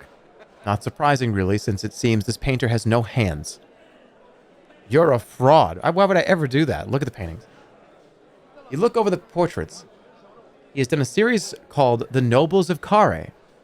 You recognize none of the faces, but do your best to commit them to memory for future reference. The pictures are not bad, considering. Greetings. The artist nods in return.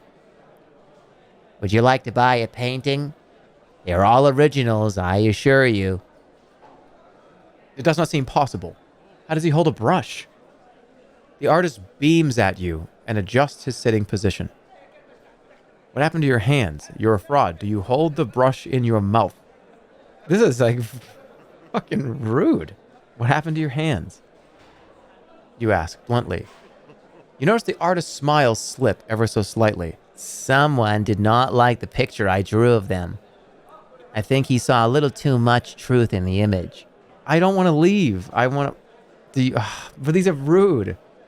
This is rude. I don't want to say either one of these things, but I don't want to leave. I want to, like, unlock more stuff. Do you hold the brush in your mouth? No, nothing like that. The artist shakes his head. Ah, but to know my secret, you must step inside my hut. There is a painting I'm working on, even as we speak. He points with his chin. Please. Step inside the hut. Okay. SpongeBob. The walls of the hut are covered in sketches, and the floor is splattered with paint and ink. In the center of the room is an easel, and working furiously behind it is a floating brush, seemingly guided by an invisible hand. The brush moves with hypnotic speed, darting in and out of different paint pots on the floor and then whipping across the canvas. Whatever is being depicted, it seems the brush would like to finish it as quickly as possible. You cross the room to look at the canvas and your heart sinks. The brush is painting an image of you. Now that it has had a closer look, the brush begins to edit the picture, refining its impression of your features. You wait to see what the finished image will look like. The paintbrush works at furious speed until the painting is completed. It is not a bad likeness. But then, the image on the canvas begins to move. You watch, transfixed, as a painted duplicate of yourself clambers from the frame to stand on the ground. From outside, you hear the artist commanding the painting to grab your money. The duplicate lumbers forward, its sword drawn. You cast a spell and create a small pile of illusionary treasure, but your opponent is not in the least bit interested. You lift your sword, ready to engage your double. He may have your strength and weapon, but will he have your skill? Oh, ho, ho! I'm going full blast. Good. He's gonna go hard. Ah, I could have beat that. I actually could have. Got him again. One more full blast. He's dead. You do not make things easy for it. You rush at it, swinging a masterful slice. Your blade cuts through the fabric of the picture, and suddenly, its fibers unravel and part. The painting moves forward, tearing itself in two. The pieces collapse to the floor, the magic broken. The hut is suddenly very still. Where is that motherfucker? Time to teach the artist that such behavior will cost him dearly. You search his hut thoroughly. In one corner is a stack of pencil sketches labeled Shinva, 5th Noble, Theta, 7th Noble, and Sansis, 1st Noble. It is a set of likeness of the nobles of Kare. You roll them up and put them in your pack. You slip out of the hut once more. The artist tries to stop you with his foot. You buy? He asks. Your painting just tried to kill me. The artist shrugs. My art is only what it sees, he answers. I'm not responsible for your heart. Now buy or leave. And he gestures away with his nose. I've taken my reward already, you retort, indicating the stack of sketches. The artist shrugs, apparently not too concerned. Those nobles won't be worth much soon anyhow, He replies. Wait a minute. What do you know of the nobles? Oh, Vic for 1st Noble.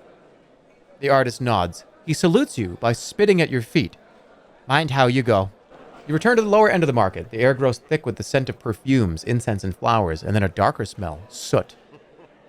Smoke is coming from a fire master's stall, outside of which several ornate fires of different colors and shapes are burning. The fire master's face is a patchwork of scars and scabs, and he smiles a ghastly smile. Hello there. I hope you're interested in fire. White, green, blue, and black fires burn side by side in a row, like flowers in a window box. They are quite beautiful and almost hypnotic in the way they move. What are they for? Different things. Maybe for relaxing. Maybe for making the ladies fall in love with you. Some's for cooking. Others are warm. But I don't sell so many of those. Goku. My favorite, though, is inside. He glances meaningfully at the hut door. Okay, show me.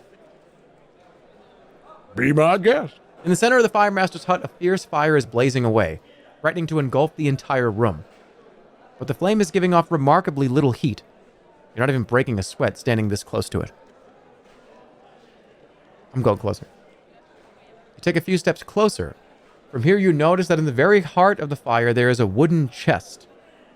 The fire reminds you of the one in the grate of the large abandoned house you explored earlier. So I can just go in it. You place the skull cap on your head and cast a spell. There are no mines inside the hut to probe, but you find the fire master's thoughts easily enough. Will this traveler fall into my trap? He is thinking. Seems he is hoping you will try to enter the flames. The chest is closed, so you cannot see what is inside, but it is clearly not burning despite being made of wood. I'm going for it. You reach out for the chest, testing the flames with your finger.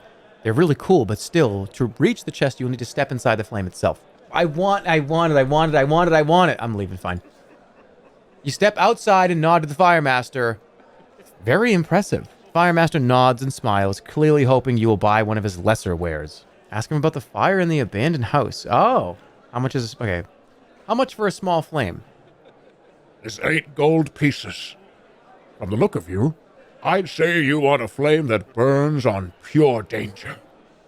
He pulls a little box from a bag by his feet. It'll light when you open it and catch on anything dangerous nearby, if danger there be. If it can, it will burn whatever is threatening you clean away. Use it on this guy. That's too expensive. Yeah, a nice toy, but I'll save my gold for something more impressive. Okay, as you will. I want to know about this. I visited a house here in Kare where a fire burned in a hearth without heat. One of yours? The man shrugs. Perhaps. I'm not the only fire master in Kare, but I am the best. A grand house, was it? It was a grand house, if abandoned now. Ah, the house of Lord Theta, I would imagine. You trespassed if you went in there. He went blind, you know. So much for the seventh noble of Kare. He lives as a beggar now. Interesting. What about the North Gate? Tell me something. I need to pass through the North Gate of the city. Can you help? The Fire Master shrugs. Not bad. Bless me. Not bad. Not many who do. None as I've ever heard of. I know about the spell lines. I know about the spell lines. I was told by an innkeeper. Good. Well, you'll need no help from the likes of me. Unless you'll be wanting to know what the spell lines are. That might be harder. The nobles are all but disbanded. There's no council anymore. Just an empty building with some guards. Are they all dead? No, not all of them. I've heard tell. But now they've all gone to ground, hidden. I told you of Blind Theta already, for instance. Is there no other way to find the spell lines? Probably. Kare is full of gods. Ask the god of malice. He has a priest near here. Ask the other one, the fat one, the god of whatever he's the god of. Give as much chance of getting something from them powers that be as you would getting a noble to talk. Seeing as most nobles have had their tongues cut out already. And at least gods stay in one place. Now, get on with it. There's real customers I've got to talk to. Goku. You nod and stride back into the crowds of the market. You turn around, intending to leave the market when you realize that you have lost sight of the entrance in the crush of people and creatures. You wander for a few minutes from one carpet seller to the next, but you're quickly utterly lost. How? I'm going to do how. You cast the spell and a voice enters your mind with clear instructions of how to leave the market. However, they're complicated, and you won't be able to remember them unless you go now. Striding quickly, you follow the twists and turns as guided by the voice in your mind until you see daylight. Emerging, blinking into the sunshine, you find yourself near a tall statue, beyond which is a wider plaza. At the foot of the statue is a drinking fountain. Drink. You drink a deep draught of cool, crisp water and feel quite refreshed. Ooh. The main road turns to the right here and continues up the rise towards a run of slightly grander buildings. Ivy and gripweed hang from the bent metal railings. The whole place seems empty, deserted, and dark. Suddenly, out of an almost invisible narrow alleyway, a figure no higher than your knee dashes out and collides with you, sending you sprawling. They cry about an apology as they hare away down the street. Run after it, check myself over. Yeah, excuse me. You charge off quickly down the road. You know a pickpocket when you feel one slip their hand into your purse. You catch sight of them, just slipping into a narrow alley further up the road.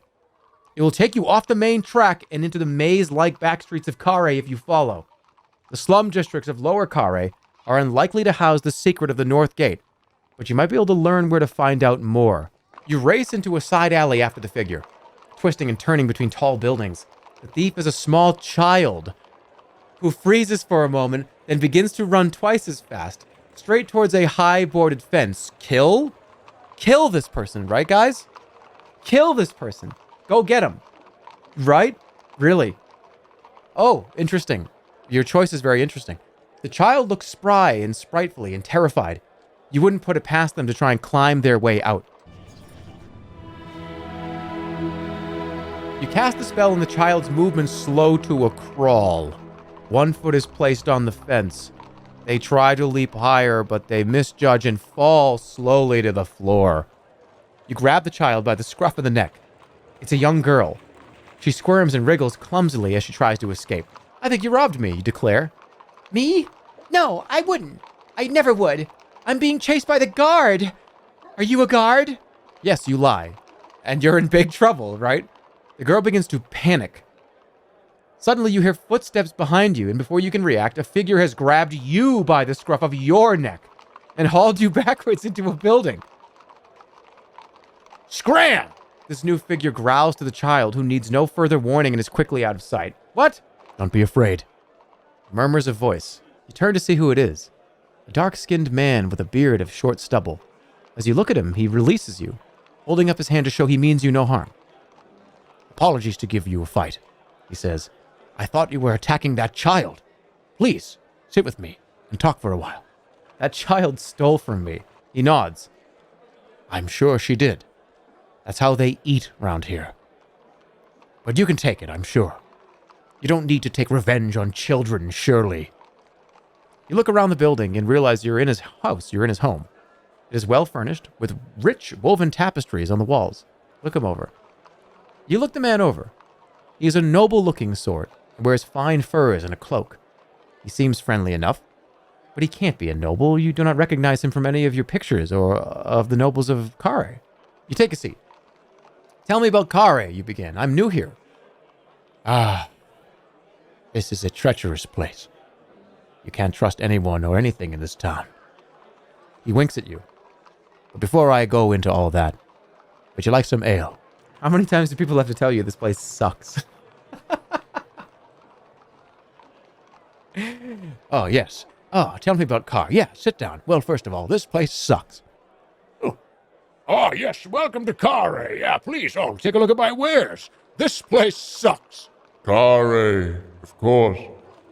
One of the most dastardly cities, full of traps, full of horrible things. This place sucks. They really do all do that. They always do that. That's true. The man returns with 2 mugs of ale, and he places one deliberately in front of you. So let me tell you about my city. He begins conversationally. The center of Kare is built around the port, and it can be a dangerous place at night. Hey, do you know the spell lines? Why is that? Well, they say that those wandering the streets get waylaid and captured onto slaving ships. So be sure to be settled down in an inn before sundown. To your health. Oh, shit. Oh. You waste no time summoning the force of Zap in your hands and then casually flinging into the chest of the man opposite. He gasps in surprise, but he is not killed, only wounded. Unsurprisingly, he reaches for his sword and you draw your own. Kill him in 1 hit. Van Gorn raises his sword and stares at you along the length of the blade. You grip your sword firmly, then bring it up fast to deliver a heavy blow. He is off balance and moving slowly, and the blade goes deep. He stumbles forward, eyes opening wide with surprise. You have finished me. After so long undefeated. With Van Gorn dead, you are free to search his small house. The hangings look like rich treasures from a much grander household, made of thick cloth. They're exquisitely decorated with images of orcs and trolls, being hacked to pieces by a hero, with 2 blades and a silver crown. One of the hangings has a specific... This guy's like a hero. One of the hangings has a suspiciously large bulge underneath it, and as you watch the bulge move, you lift one of the hangings, uncovering a gigantic spider. The arachnid jumps at you, baring its fangs and landing on your chest. Oh my god. Jig. You cast the spell and cautiously draw the pipe out of your pack and begin to play. At first, the spider seems unaffected. Then its legs begin to twitch, one after the other. A moment later, it is performing a horrific jumping dance across your chest and arms, and racing up and down your legs in excitement. Finally, it darts to the top of your head and attempts a backflip, falls off and lands on the floor. You stop playing and it hurries away into a crack in the floor. You let out an enormous sigh of relief. I was hoping it was going to die. I was hoping that it attempts a backflip and lands on its head. That would have been so stupid. You're embarrassed that it's... All right, search the body. You search Van Gorn's pockets, find 8 gold pieces, and you take it. You've found all you will find here. Time to be moving on. You continue along the street, which grows narrower the more winding it becomes. On either side, slum dwellings rise high.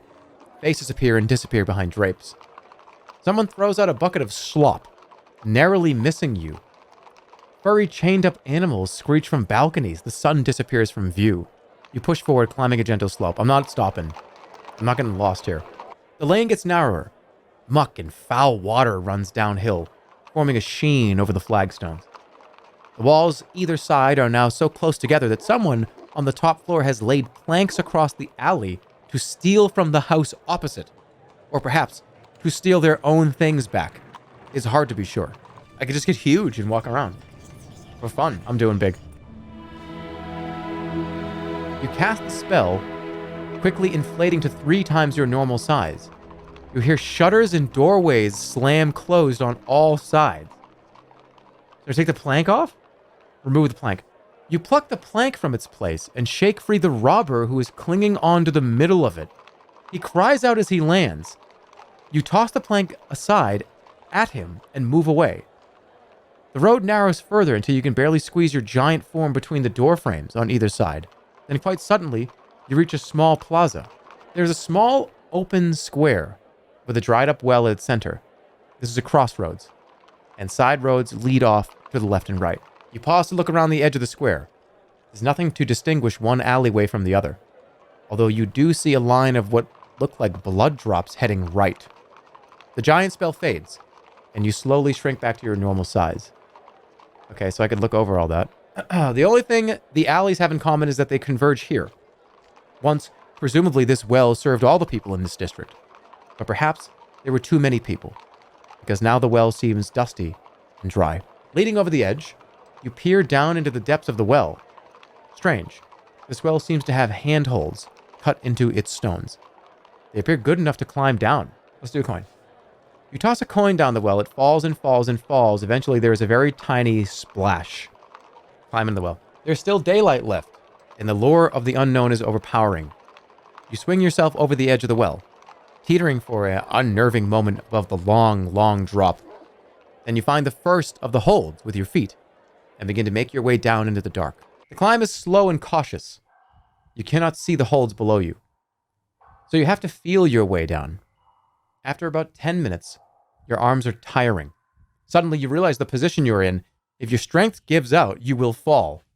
But you may not have the energy to climb back up either.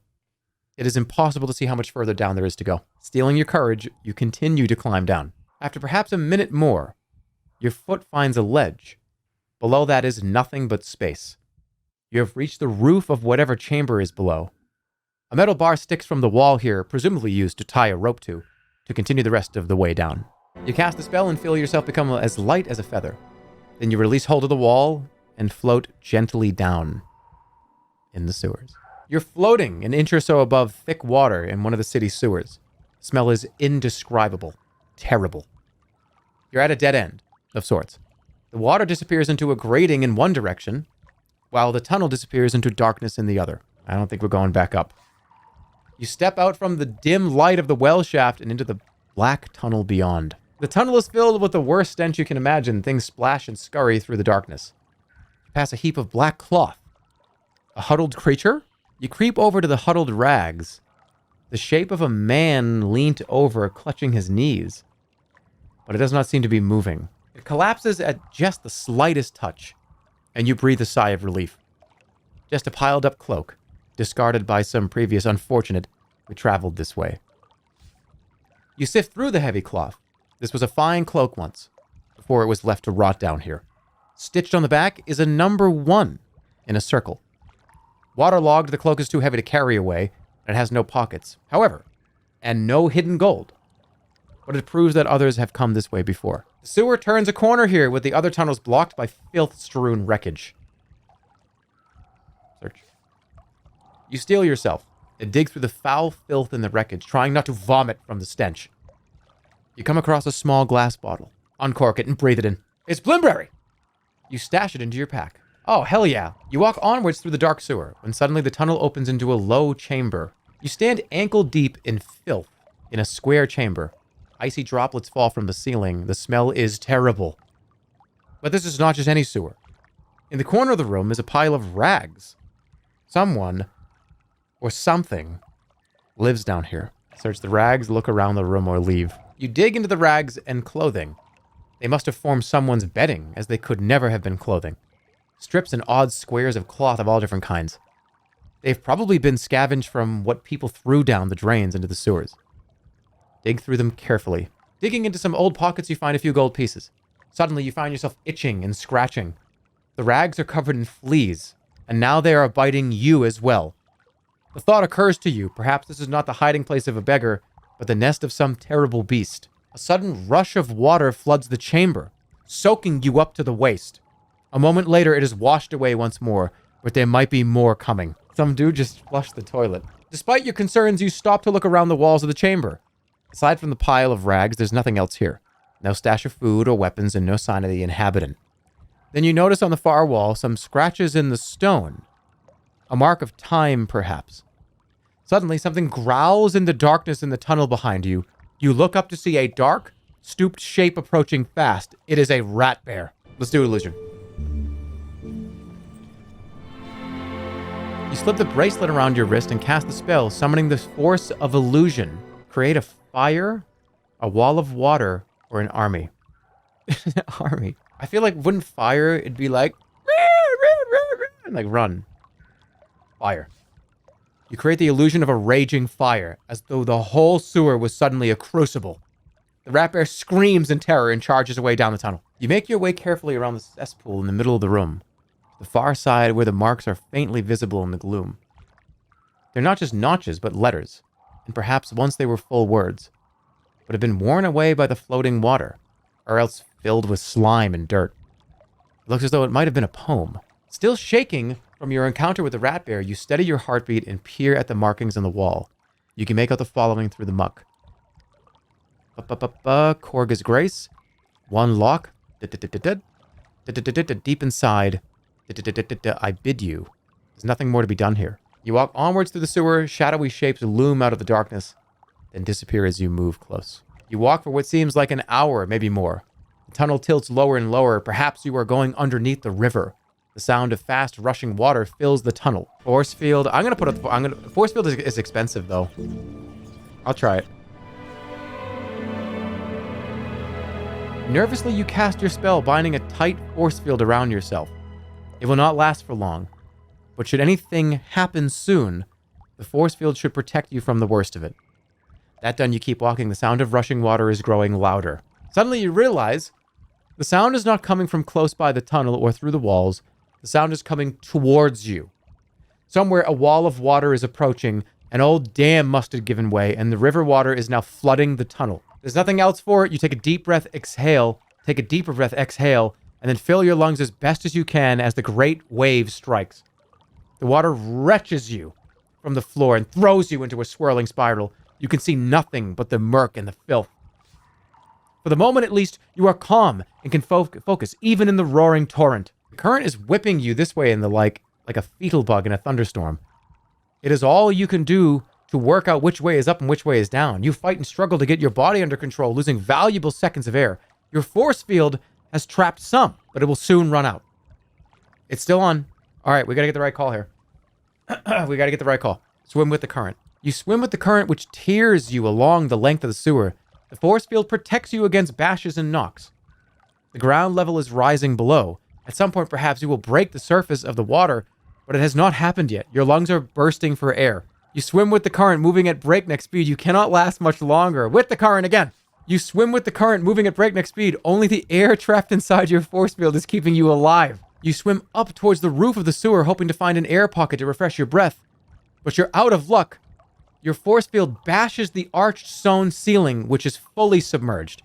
Even the ducts running up are filled with water. There is no air to be had. I'm like a fucking pinball. You turn and fin down towards the bottom of the sewer, hoping to escape the worst of the current. Near the ground, the water is slower, and you are thrown about less violently. But despite the force field bubble around yourself, you're still running out of air. The air inside your force field is running low, and the spell itself won't last much longer. Lungs bursting, you reach a duct in the ceiling. Once inside, it wrenches you upwards with powerful force. The stonework either side is a blur, and you crash, scrape, and bang into the sides, but harmlessly, thanks to the force field. Then suddenly, you are spat up into a wider, colder water, lit from above by silvery light. You are outside.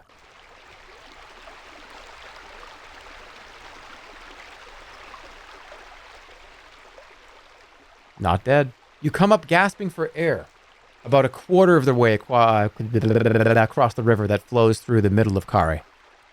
Night has fallen. while you are underground, and all around you is pitch darkness. You struggle and flail for a moment to get your head above water, and then turn about to swim for the far bank. Of course, all your water damageable possessions have been ruined, including your pictures of the nobles of Kare. Thankfully, however, the pages of your spellbook are protected and your fleas are washed away. You swim along the surface of the river, keeping your mouth clear on the filth as best you can, and aiming for distant lights of the far bank. There's a figure moving there, a night watchman of some kind. You keep on swimming, carving your way across quickly, keen to be out of the Jibaji as soon as possible. Suddenly, a voice rings out across the river. There's someone in the water! A man's voice calls. One of the slaves is escaping! One by one, more lanterns appear, lighting up like stars as they emerge from around the sides of the buildings and down the narrow alleys to the waterfront. You dive quickly under the water. For a moment, you're alone, isolated in the brown water. Then something hisses past your face. An arrow. They're firing into the water. You keep swimming forward, but no more arrows strike. Perhaps they have lost track of you in the water since you're not swimming back as they might have expected, but forwards. You move slowly and silently, coming up for air when you need to, but breathing only softly and gently. After several minutes of this, you arrive at the far bank. Check that it's safe. You wait, shivering in the freezing cold water of the river, but the men and their lanterns are a little further along the bank. You should be safe to climb out here. You haul yourself up and pant, gratefully, in the dark. You look around in the darkness. The far bank is less populated than the near bank. There are no inns, no market stalls, just a single path disappearing off into the darkness between large stone buildings. You're too tired from your swimming to walk on, so you crawl under a bush and make camp. You are exhausted and could do with something to eat, but there is nothing you can do. All of your food has been ruined by the water. Time to get some rest. You close your eyes and are quickly asleep. Your dreams are cluttered and crazy. Face after face laughs as you ask about the spells. 4, says one. There are 11 spells. 13, 49. River water fills your mouth and makes you choke, but the water is thriving with fishes, each of which wants to tell you its life story. Vangorn strides over and shakes you by the hand. Thank you for helping me realize the error of my ways, he says. A moment later, he sticks a dagger into your lung. A monk with the hooded eyes of a bat throws a dice the size of a boulder towards you. Finally, a black well mouth approaches and swallows you whole. Dawn comes, and you are woken by the shimmering light across the surface of the Jibaji River. By the idyllic morning is quickly broken. As the first of the boats begin to sail down the river, the sailors cursing and singing filthy songs that echo between the buildings are on either side. You almost become accustomed to the terrible smell here. You follow the road away from the river towards a fork in the road. The early morning sun is beginning to wake the streets of Kare. A few creatures roam this way and that. In one corner, a spring bubbles with fresh water. You cup your hand to the water and drink a mouthful. It is fresh and invigorating. Looking left, the road heads into a residential area that seems well cared for. A short way off to the right is an open plaza. Maybe ask for directions. You stop a passing creature. Excuse me, I need to ask you. The creature's head is bowed. Doesn't look up, but it pulls itself free and hurries away. It is too miserable to speak. There's nothing for it. You'll have to explore yourself. You follow a narrow, winding street past shops and stalls. It's still early, and they are not yet open, but there are stirrings from within the houses as the day's activities begin. A face appears at a window and seems to watch you pass, although the creature's eyes are closed, and you're not sure that it actually notices you. You wave to the creature, but it does not react. Its eyes are still closed. Another similar creature stands in a doorway across the street, washing themselves from a bucket. This one is thin and spindly, with a long face. Not exactly a human, and not an elven either, but something in between. You try to greet the washing creature, but it too has its eyes closed. Perhaps it is soaping its hair and doesn't want to sting its eyes. At the end of the road, under a low arch, a group of youths are loitering, talking and kicking stones into the gutter. They notice you and begin to point and talk amongst themselves. You pause to look at them. They too have their eyes closed. although somehow they have seen you, or perhaps they have only heard you. A group of children doesn't scare you. You continue down the street towards them. They fan out a little until they fill the width of the narrow road. Above you, shutters are closing and people move away from windows as though, despite their eyes, they've seen a fight coming. Gob them? Sure.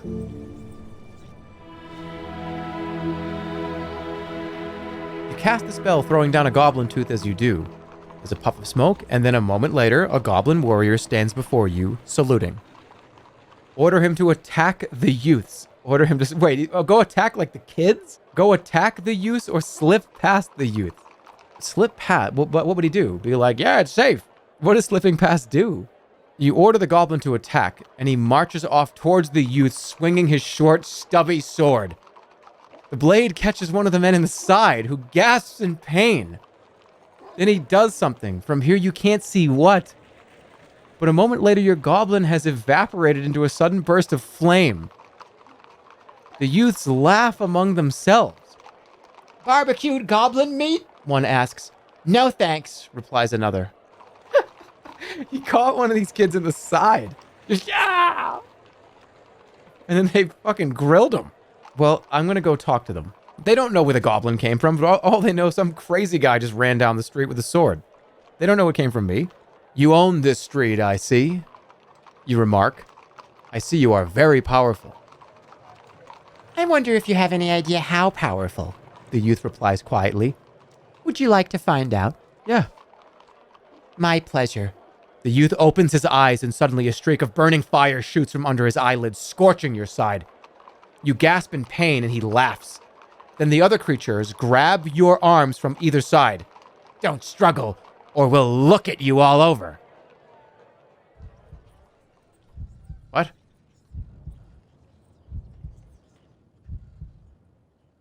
You are marched away through the alleyways to a building surrounded by a high wall. It is a prison. You're dragged across the yard and into an underground corridor. The cell door is opened, and you are thrown inside, landing squarely on top of another creature. You pick yourself to your feet and dust yourself down. Apologies, friend, you say to your cellmate. It's an elven, but he seems worn out and exhausted. The creature nods to you. Welcome to my little world, he replies. You ready your mind for a spell, but nothing happens. The elven laughs bitterly. The walls are infused with mini-mite blood to stop people getting out that way. I would have used my own magic if it worked. From the sounds coming through the walls, this is one of several cells, all side by side. You hear snores, shouts, and screams coming through the stonework. I kind of want to, wait, who are you? My name on the outside hardly seems to matter. My name in here is number 6. And that'll be your name, too. He points a bony finger. It's written on the door, see? The cell is empty except for a bucket. Murmuring an apology, the elven uses it for what it is for. You're an elven, you say. I've not met your kind before, but I know of you. He shrugs. Elvens are pretty annoying creatures, but that's not what they locked me up here for. What is this place? This is the jail of the Red Eyes. There's one outside. And he points at the guard whose face, with eyes closed, fills the tiny porthole. The smell from the bucket in the corner of the room is quite terrible. Why do you need to tell me that? What does that add to the story? Like, hey, he shit in this bucket, by the way. Just want to make sure you know this and you're aware of it. Why are you here? You know, the elven replies with a sigh of some passion. I've asked myself that every night since I was arrested months ago, and I still can't figure it out. I didn't do anything to upset these people.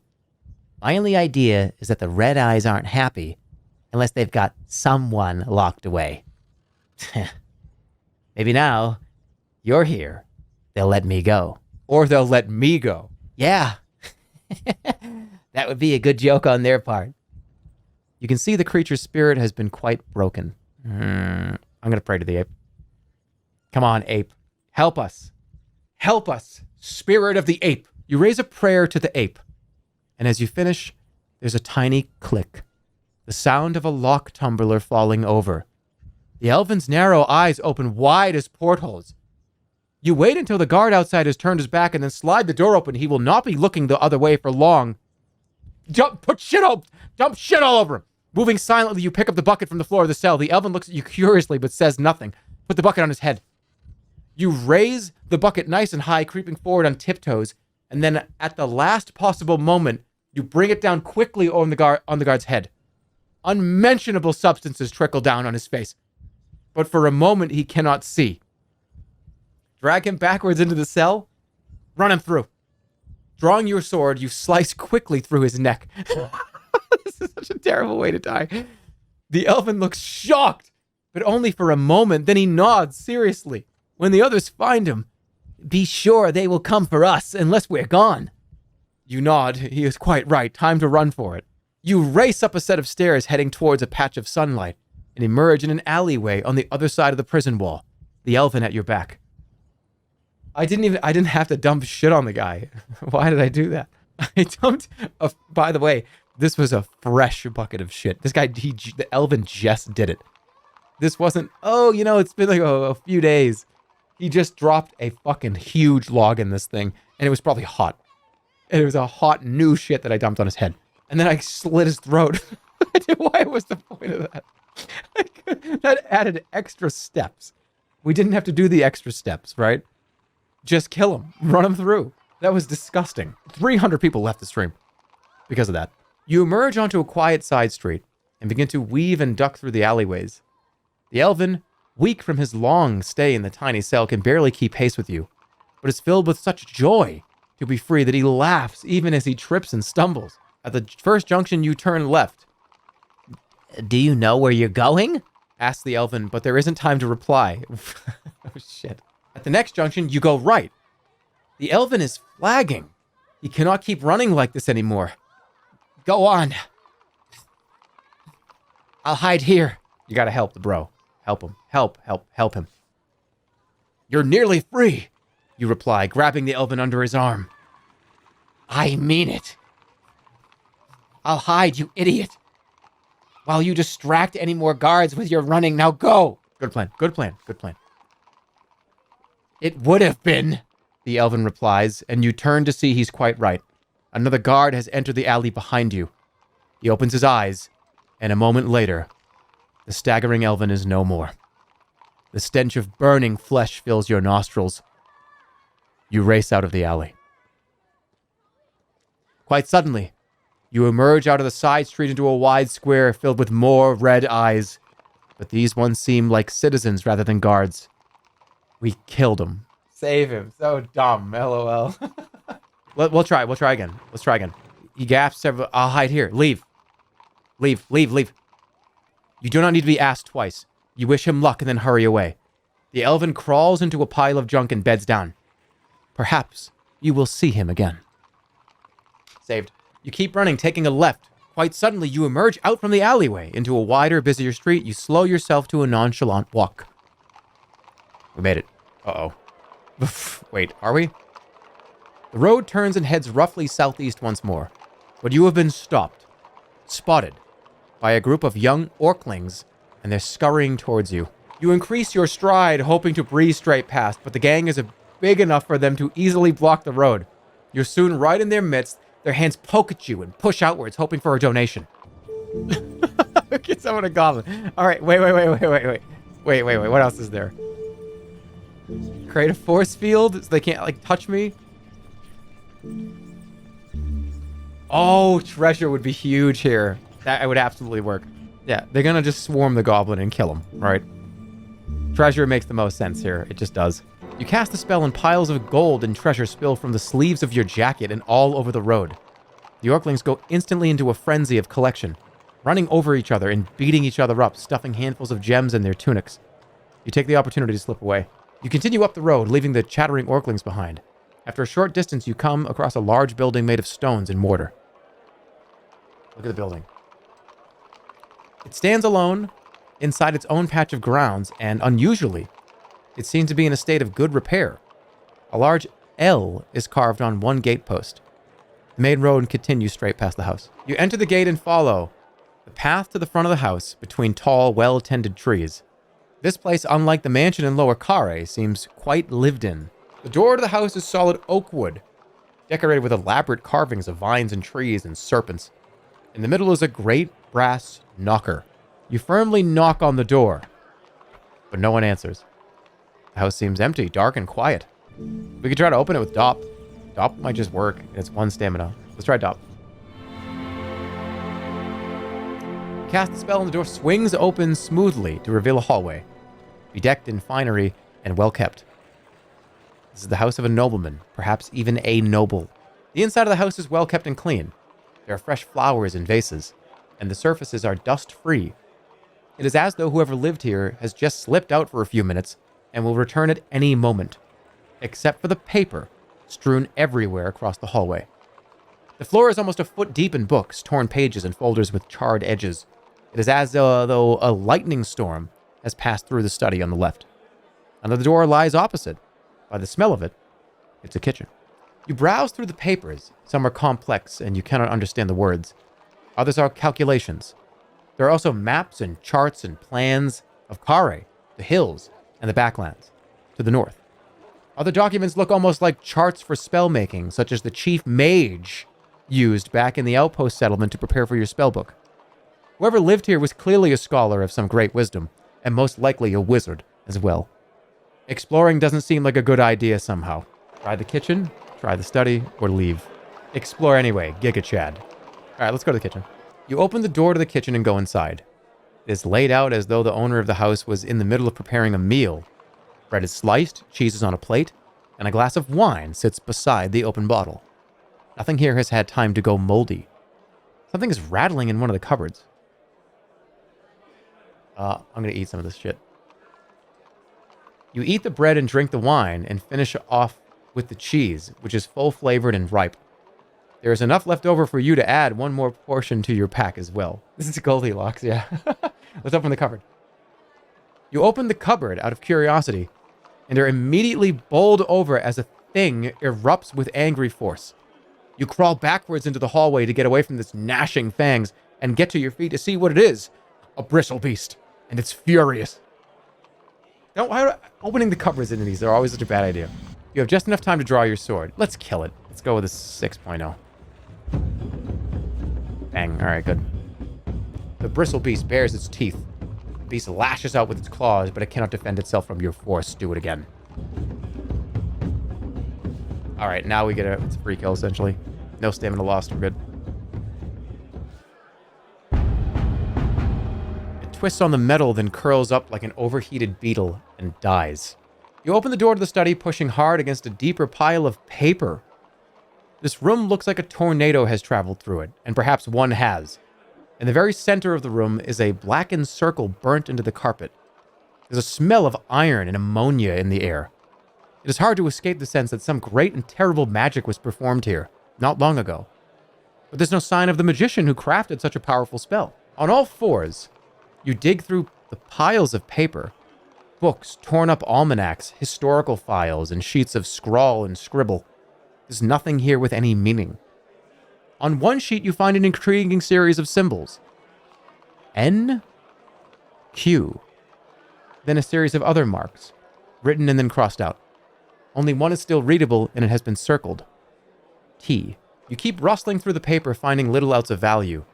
Then, underneath a heap of tomes about the early founders of the city, with several passages underlined and marked with comments you cannot read. You unearth a green-haired wig, which you put into your pack. We can finally talk to fucking animals. You return to the hallway. You explored enough, you leave the house and return to the street outside. And with that, ladies and gentlemen, we're going to call it a day. You will see this return. We're at least going to get through Kare. But yeah, that's Sorcery. I hope you guys enjoy it. If you guys have been having fun, cherish it, because this is, and when I say cherish it, I mean really do, because when it's over, I'm not going to be playing this ever again on stream. If you think that this is a big game and there's a lot to do, which obviously we didn't do a ton of stuff over here, and there's things that you'll see later. This is part 2. Part 3 is potentially even a little bit bigger than this. There's more to... essentially, this is a huge game. Part 3 is a whole nother map. That's about maybe 1.5 times the size. Part 4 is probably the size of Kare. And look, if I don't play through Part 3, maybe you'll get it and jump in and have fun with it. Because seriously, it's one of the best... It's just fun to fuck around. And all the spells do different things. There's so many different routes you can take. So many items to collect. It's just a fun time. It just really is. Genuinely a fun experience. But yeah, we'll see. We're going to at the very least, complete Kare and see how people feel.